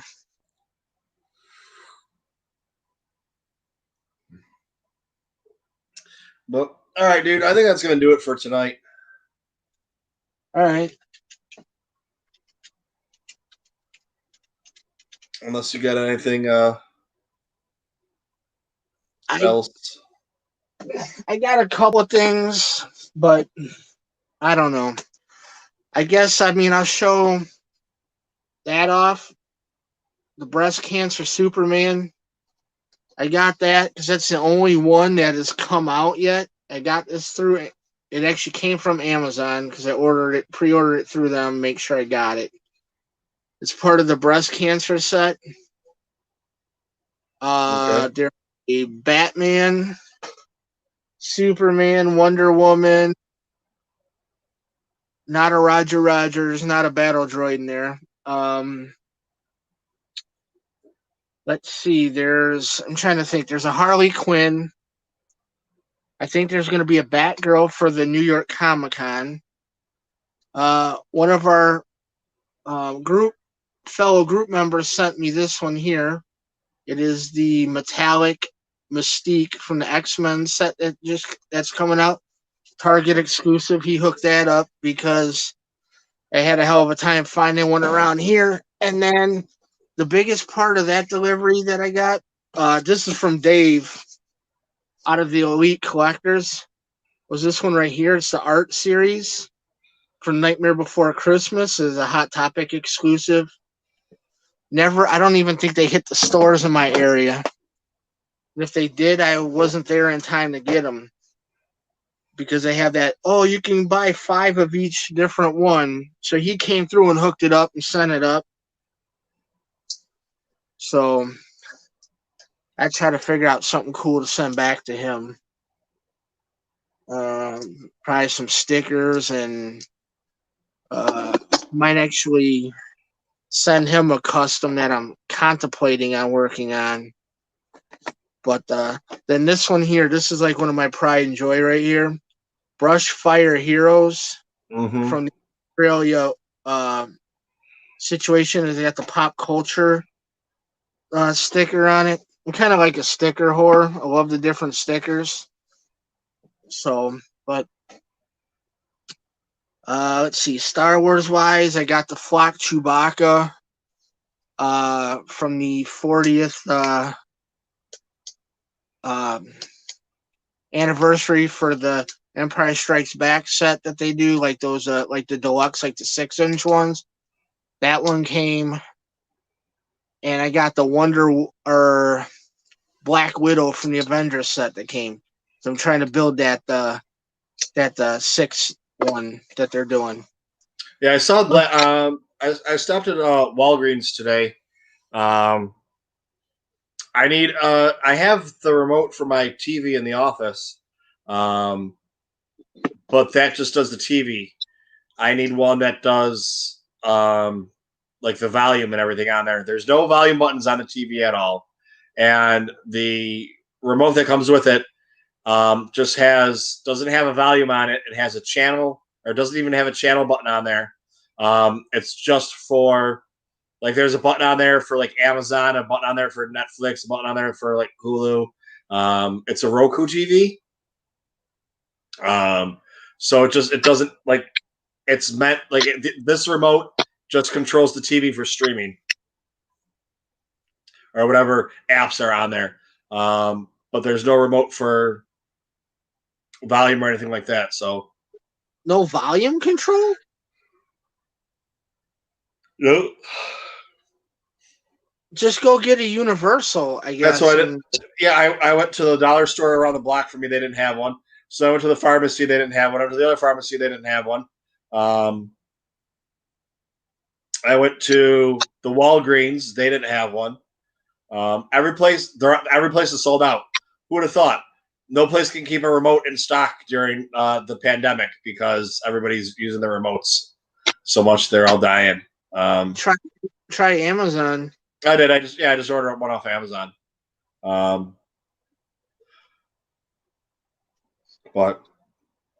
I mean that's where that is. Yeah, I got the I'll be opening up that Chewy on Monday. And then also coming on Monday, I have a few other things that should be here on Monday. But we'll see. But, I just have your ugly face on there right now. I forgot after you were done showing that stuff. Well, yeah, no, I didn't get anything else new that's actually in here. I'd have to go hunt it down because most of the time now, because my office is a fucking mess, dude. Because I've been sick. The stuff's coming here, it's piled up. I got boxes of shit that I gotta take out of the box and put where it goes, and dude, I have I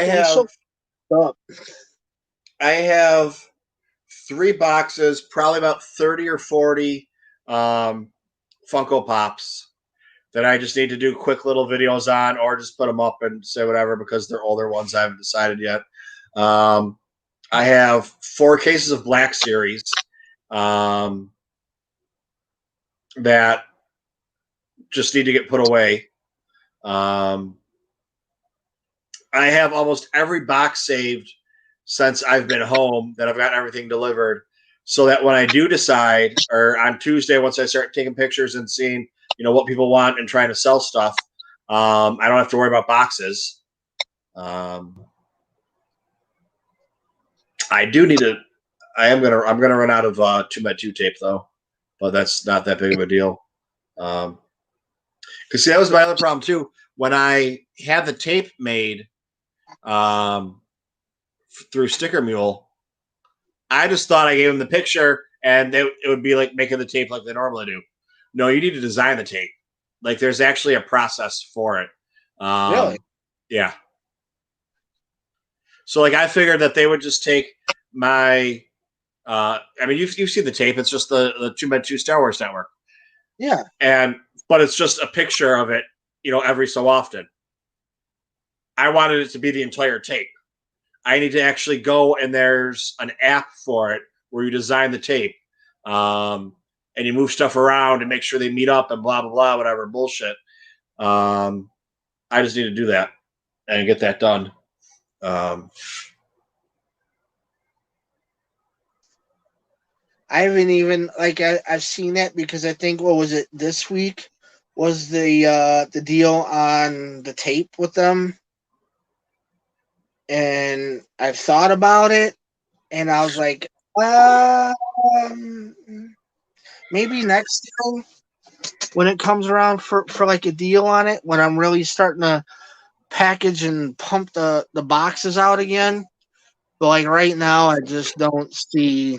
I would have to make a sale or two just to, because I'm sitting with you like when it comes to like, I'm paying money to do entertainment or I'm taking a loss on like boxes and stuff like that. You know what I mean? Packaging. Yeah. Like I need to really rethink numbers. You know what I mean? Like factor in just a little bit per every box going out, because the shipping is pretty much standard. But maybe figure something, even if it's an extra 50 cents, I pump out, 4 orders, that's $2. That's another roll of like packing tape that'll last me for, say, 20 orders. You know what I mean? Like when it comes down to that, I'm starting to take hits on that, and I'm like, I got to sit and I got to think. Like I'm still on the positive end of things, but it's really starting to hit to where that positive is starting to drop a little bit. And I don't want to start going into the hole, because it won't be worth doing it anymore. If I start losing money, I'm not going to keep doing it. And the tape sucks, by the way. It just looks nice. No, I kind of figured it probably would. You know, like if I did do it, I would put that, and then I would probably put clear regular tape over it just to make sure. That's what I do. You know, and I did a couple where I actually tried to use that as tape, like to go all the way around the box and like whatever. So it's no, dude, it's for decoration.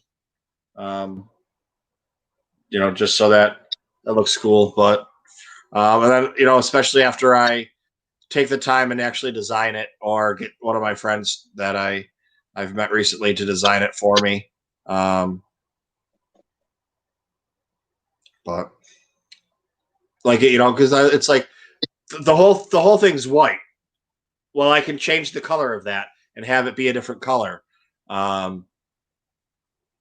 You know, whatever I want it to be, and then put like, then I could just have it, instead of being all white, then I could put the decal on it, or I could put, like, you know, side by side on one side, instead of having it be, you know, the TooMedToo network here, I could have it be the Bacta tank on this side and SEPTIC tank on this side, you know, and then go with another one being, you know, TooMed, like the whatever, yeah, like you can do whatever you want with it, but just try to figure out what to do. So, but all right, everybody, thanks for stopping by. Thanks for hanging out in the chat. If you are watching this on the YouTube later on, or Periscope, however the hell that works, or Facebook, you're troopers, because you sat around for 3 hours of bullshit, because this isn't even Star Wars talk. This is just friends talking because we haven't seen each other in a long time. But that's what we do here. It's for. Yep. Septic tank is not. There is no. There's no agenda. There's no guideline. It's, No.